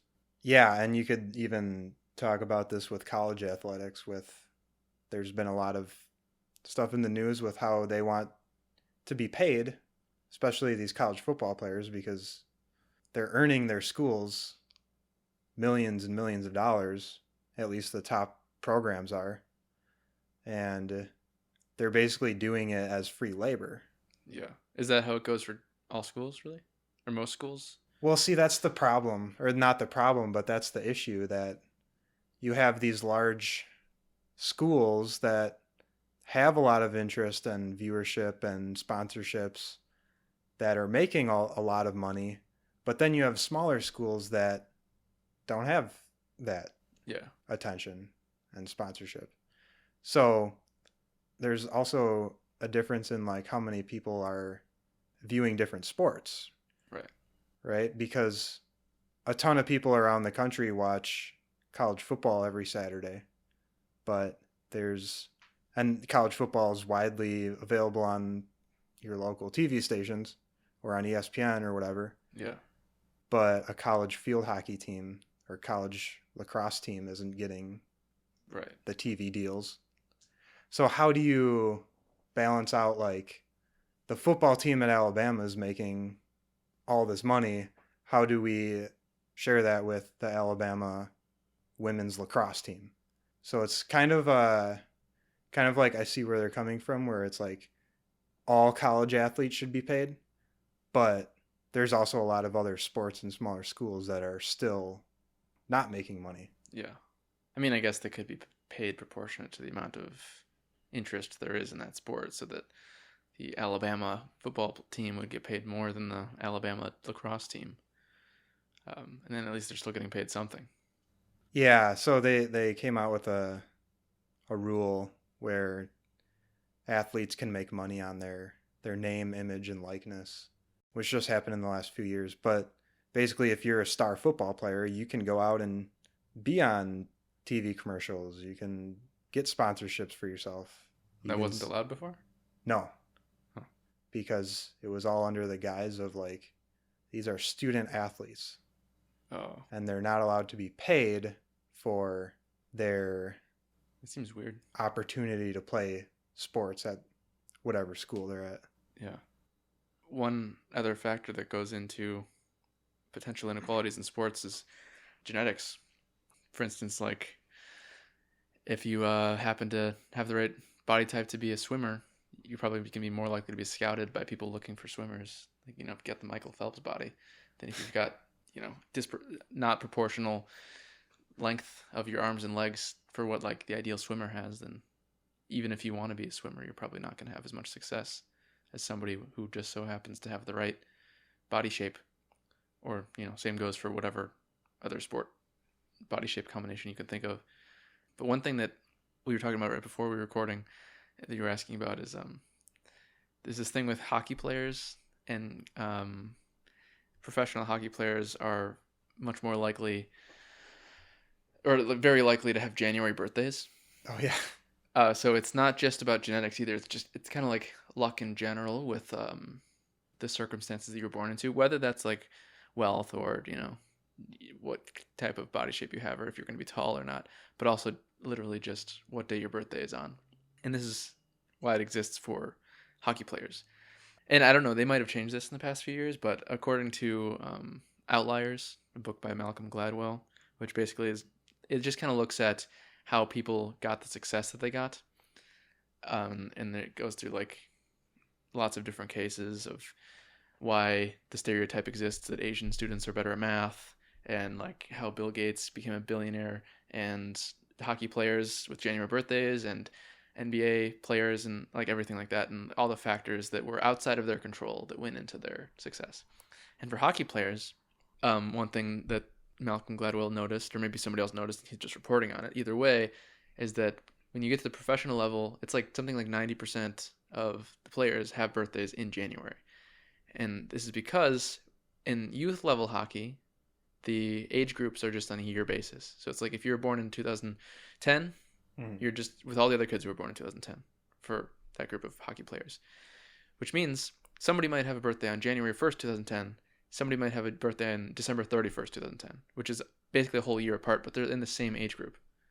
And a whole year's difference at the age of 6 can mean, like, several inches, a lot more body mass. So then you have this huge developmental advantage while you're playing hockey, because you have several months development time over the other kids. So then that initial luck-based, skill that you have because you're just a bigger kid, faster or, more powerful shots made with your puck or whatever it is, or the fact that maybe like if you get into ages where you're body checking each other, you're bigger kids, so you can't be knocked down as easily or whatever. Yeah. That's also another year that you would have to practice your craft. That too. Yeah, you just literally have more time in your existence to be working on the thing. Yeah, and be more skilled. So yeah, just age itself and also your literal development of your body as you age. So then that compounds over time because if you just, the first year that you're going to the hockey league at age 7 or whatever it is, you notice you're just far and away the best person on the team because everybody else is born in October and you were born in January. You're going to get the most attention from your coach and your parents, and you're going to be incentivized to spend the most time on it because you show the most promise out of all these kids, just simply because you're bigger. And then that'll give you the most time to practice. It'll give you the most resources. Like, parents going to get you a hockey stick for Christmas, and everybody else, they're like, you're not good enough at hockey. We're going to get you something else. So then as the years go by, that initial luck improvement will just get better. And then it gets to the point where everybody that's a professional and most people that's professional just so happens that, they were born in January because of that initial advantage they had. And then, the few hockey players who weren't born in January, through the luck of their genetics, happened to be abnormally large for being born in November. Or, whatever the case may be. And same thing is true. Same thing is true for like NBA players. Like, it's not a guarantee that all basketball players are tall or have to be tall, or that all tall people are basketball players. But there's still, shockingly, if you know somebody at all, no matter who they are, if they're 7 feet tall or taller, there's a 17% chance they're a pro basketball player. So it's just like you're disproportionately more likely to have success in a certain sport, or really anything, just based off of circumstances beyond your control, such as your tallness or your dexterity or whatever it may be. Yeah. Yeah. No, yeah. I had never heard the January hockey player one before. So if I do have a kid, I'm gonna hope that they are born in January, and raise them to be a really good hockey player. Yeah, I mean, I guess if you're a parent, you'd probably just want to pay attention to what your children's aptitude is, and for whatever reason, if they're born in January, or if they're abnormally muscular for a 6-year-old, just then try and nudge them into whatever. If you want them to be successful, then nudge them into whatever thing they're going to be naturally best at, rather than your child that is tone deaf who really wants to be a pianist. I don't think it's going to work very well. Yeah. Although it might. Whatever his name was, it Mozart? He was deaf, or was it Bach? One of the Beethoven. Yeah, Beethoven supposedly is deaf. So it's doable. It's just less likely. Yeah. Yeah, and like you said, like if you're a shorter person, you may have to work harder to develop those skills and attract the attention. There's also a race aspect to that too. If you think about back in like the 40s, if you were black, I mean, Jackie Robinson had to work harder to be better at baseball. He had to be better than his white teammates simply because he was black. Nobody would give him a chance. And he had to work for that opportunity to be on the Brooklyn Dodgers, whereas other white players didn't maybe have to work as hard. Yeah. You still can manage to overcome your initial disadvantage, but most people aren't that lucky. And I say lucky because, like I was talking about earlier, I was describing my ideas on meritocracy, so I'll just briefly talk about that. Yeah, Jackie Robinson, or whoever else that is initially in a state of having to work harder to achieve a goal, it's still luck. At least, I mean, in my view, because they lucked out in having the personality that would make them work harder. Sure. Being the type of person who would care so much to put in all that effort, where they could have just as easily been born a person who didn't care or cared about something different rather than playing baseball. So it's the way I see it, it comes down to luck in everything. So I know, yeah, you were talking to me about that before we were on the podcast, and I think you were saying that you basically don't believe in free will. Yes. Did you want me to explain that? I would like to hear a little bit more about that. Okay. Yeah, I could spend a few minutes on it, and then probably somewhere at the 2 hour mark around this point, but Yeah. we can end on free will. Okay. So maybe this is a good way to look at the universe. I was briefly saying this to you before, but I can go in more detail.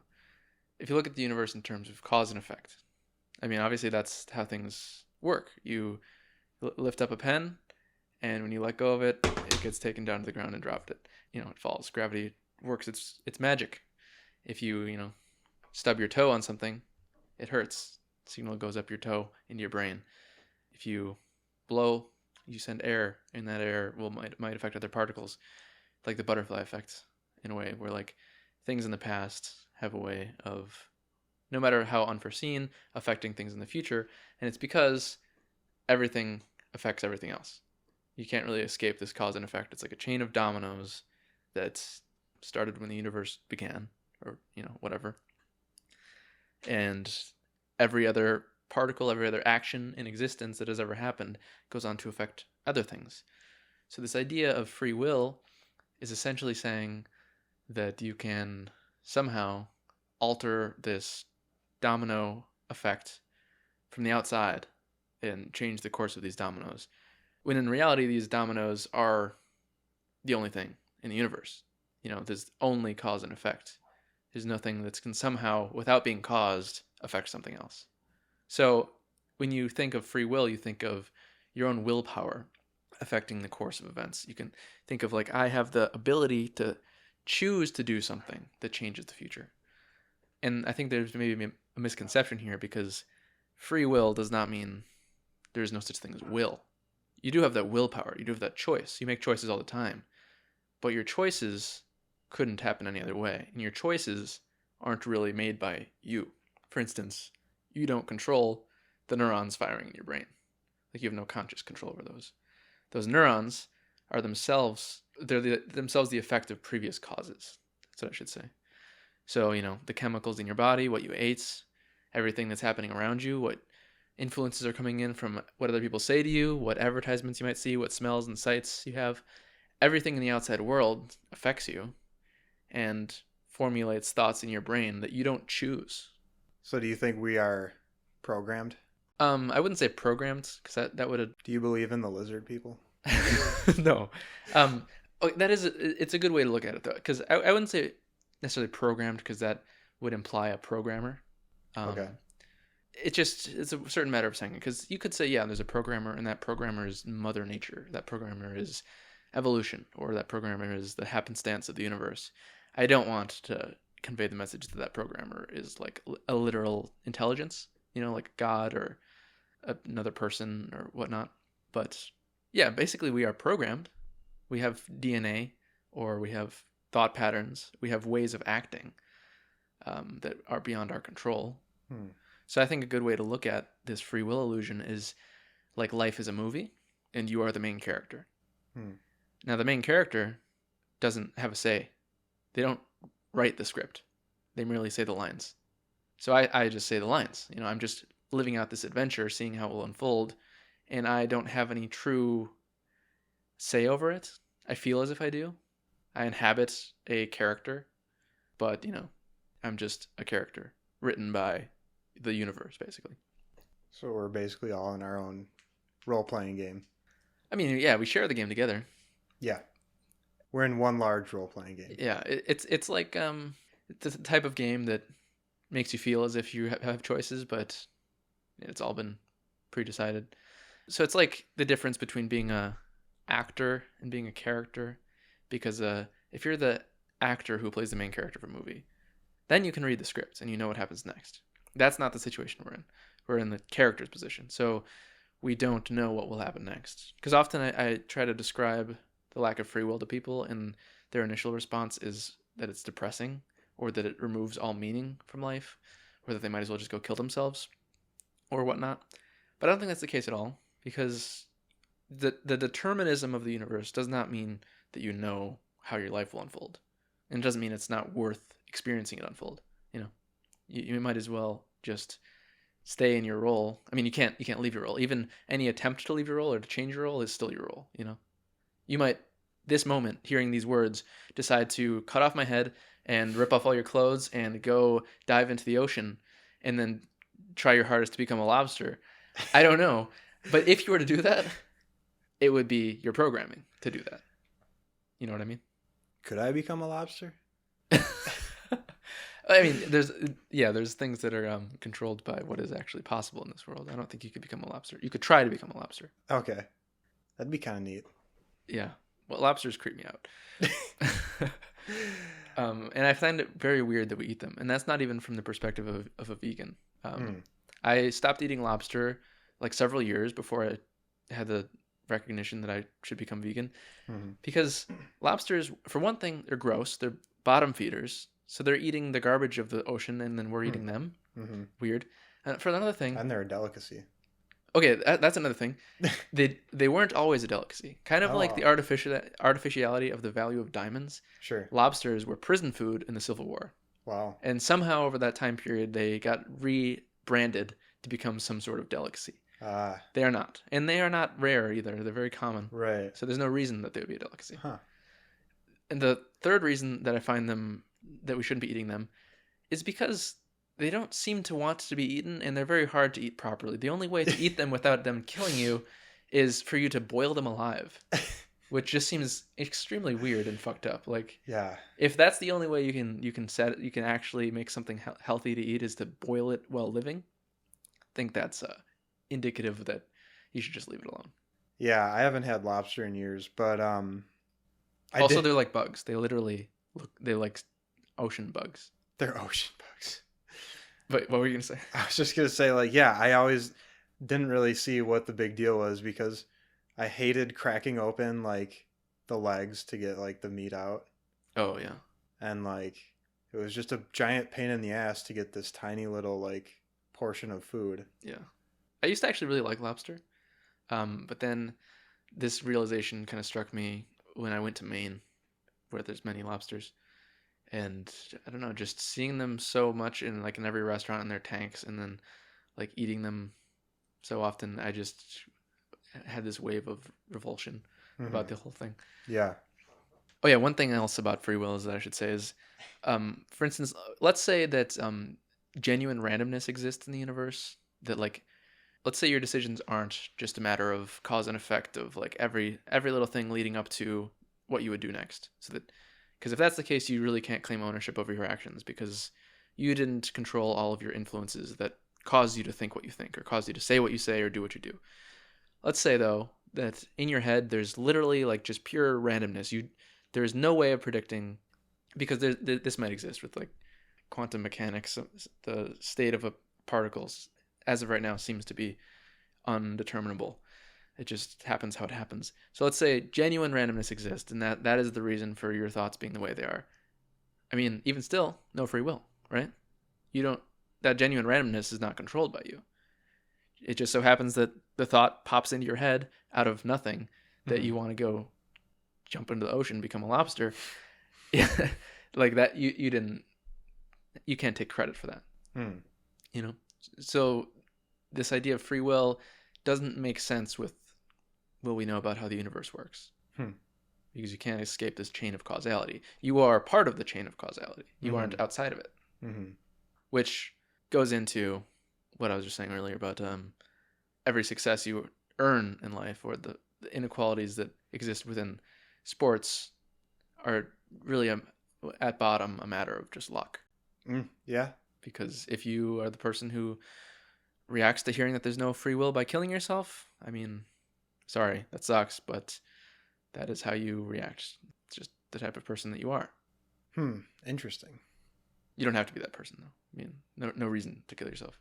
I think it's actually a very freeing, ironically, because there's no free will, but I think it's a freeing idea, and is a very empathy increasing one. Because I was talking about this a little bit before the podcast too. For instance, if you think of somebody who is a horrible person and they are rotting in jail, perhaps a mass murderer, they aren't responsible for the fact that they're a mass murderer. They simply got unlucky with the sort of brain chemistry that they inherited, or whatever happened to them in their life that fucked them up like that, Mm-hmm. it was beyond their control. Yeah.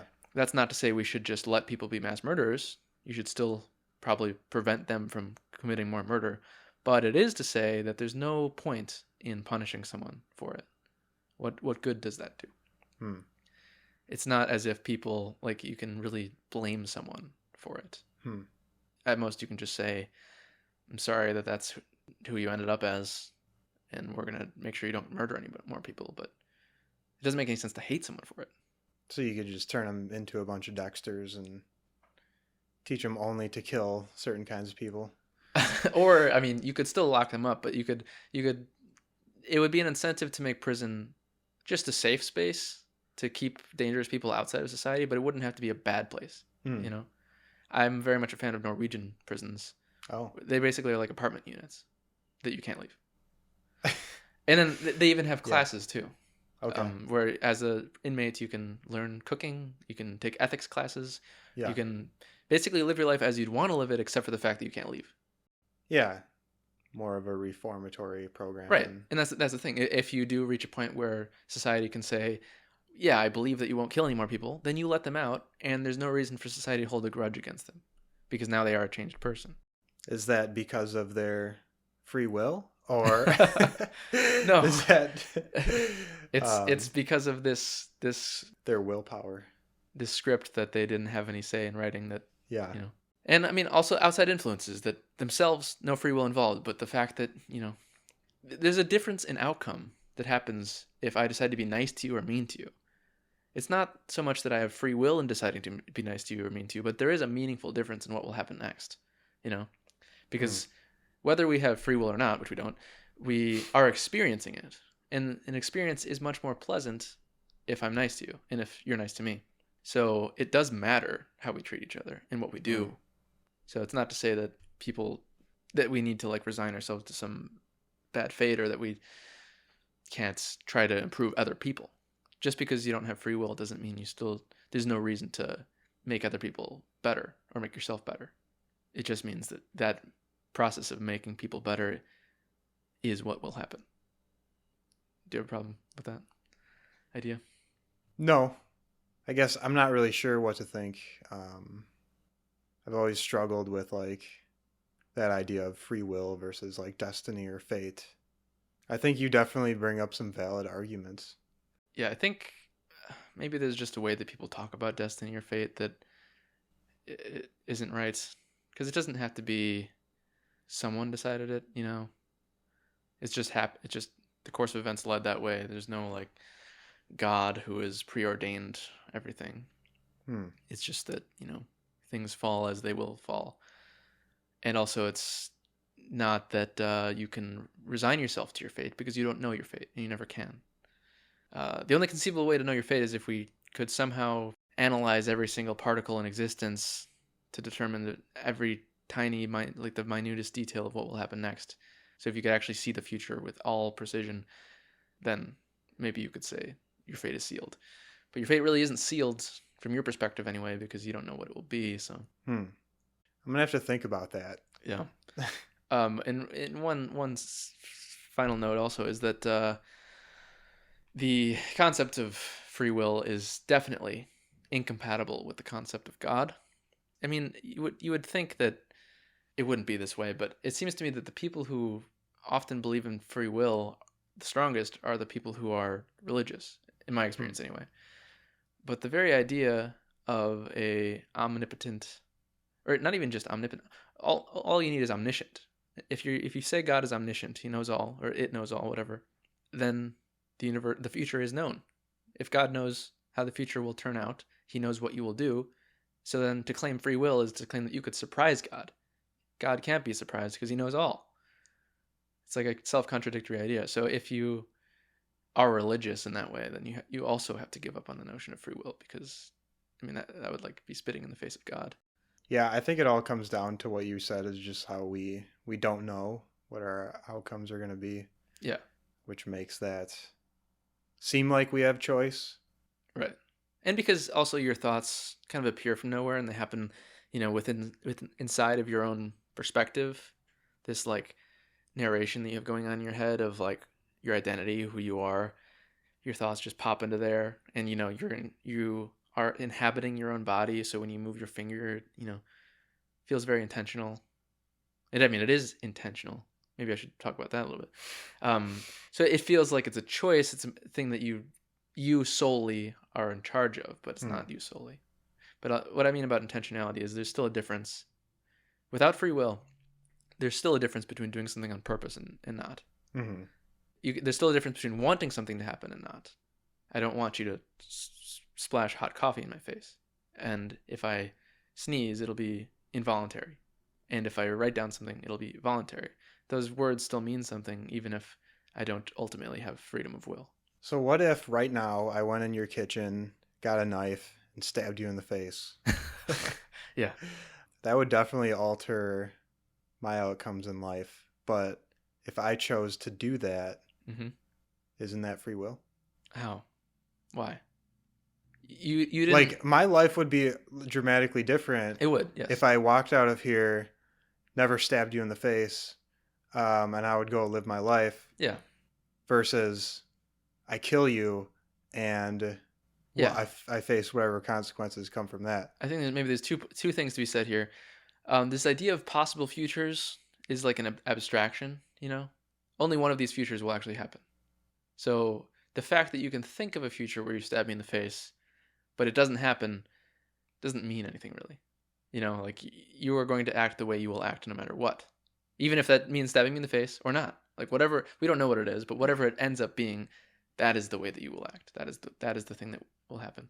Secondly, the very thought popping into your head that would prompt you to actually stab me in the face isn't under your control, So you're basically saying we have no original thoughts.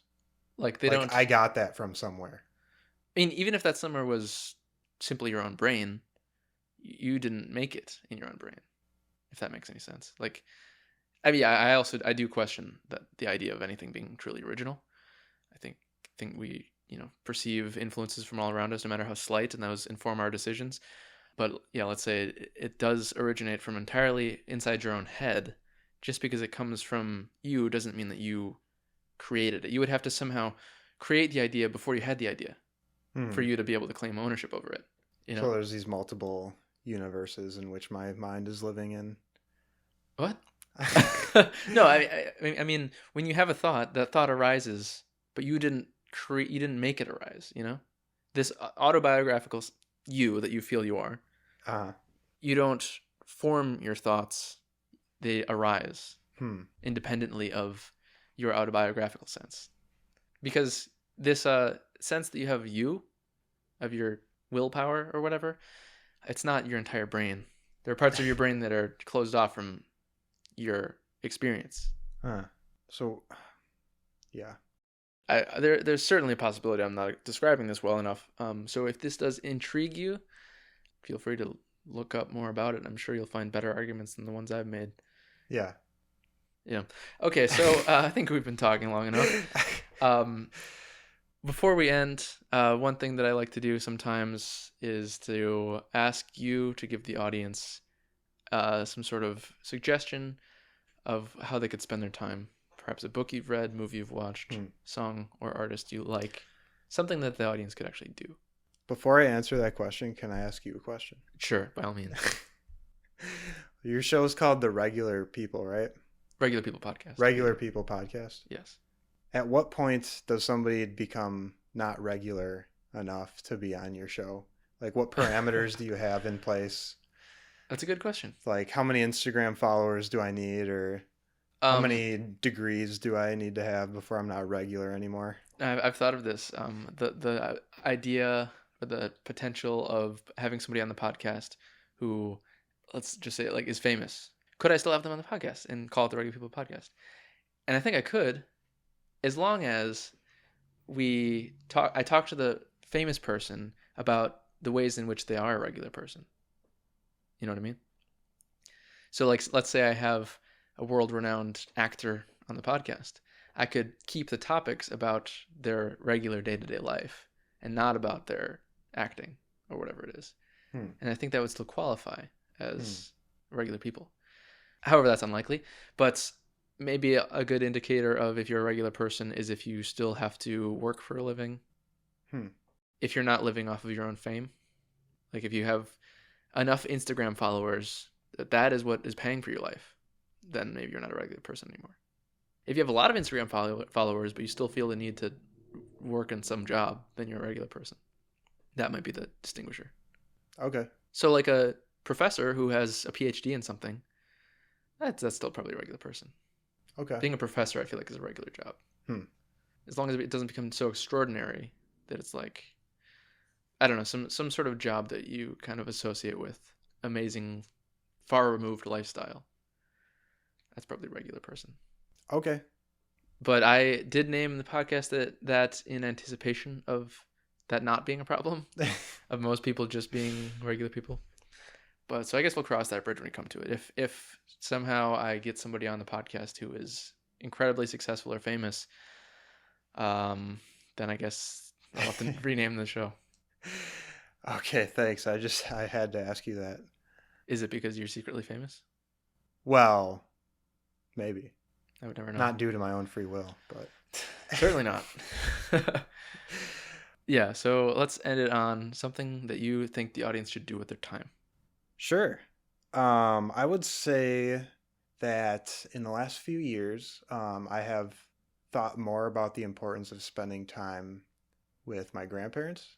So I would say that if you are fortunate enough to have your grandparents, to spend time with them and hang out with them. And I was really lucky. Grandparents were a big part of my life growing up, and they're still around and they're still doing their own thing. But I know that there will be a day where they won't be around anymore. So I want to be able to have as many memories and experiences with them as possible to look back on. So yeah, I would say if that is something that you have the chance to do, just to love your grandparents and to spend time with them. Yeah. It's not a good feeling to have somebody die and then you look through all their pictures and you realize you didn't actually know them. Yeah, that can go for friends too and your family, but specifically grandparents because they're old. Yeah, of all the people you know, they're the most likely to die. Right. Exactly. That is good advice. Thank you for appearing on this episode. Thank you for questioning my free will hypothesis. It was fun talking to you. Yeah, it was a lot of fun. If anybody else wants to be on the show, I recommend it. Wade's awesome. He's a great interviewer, and I had a lot of fun.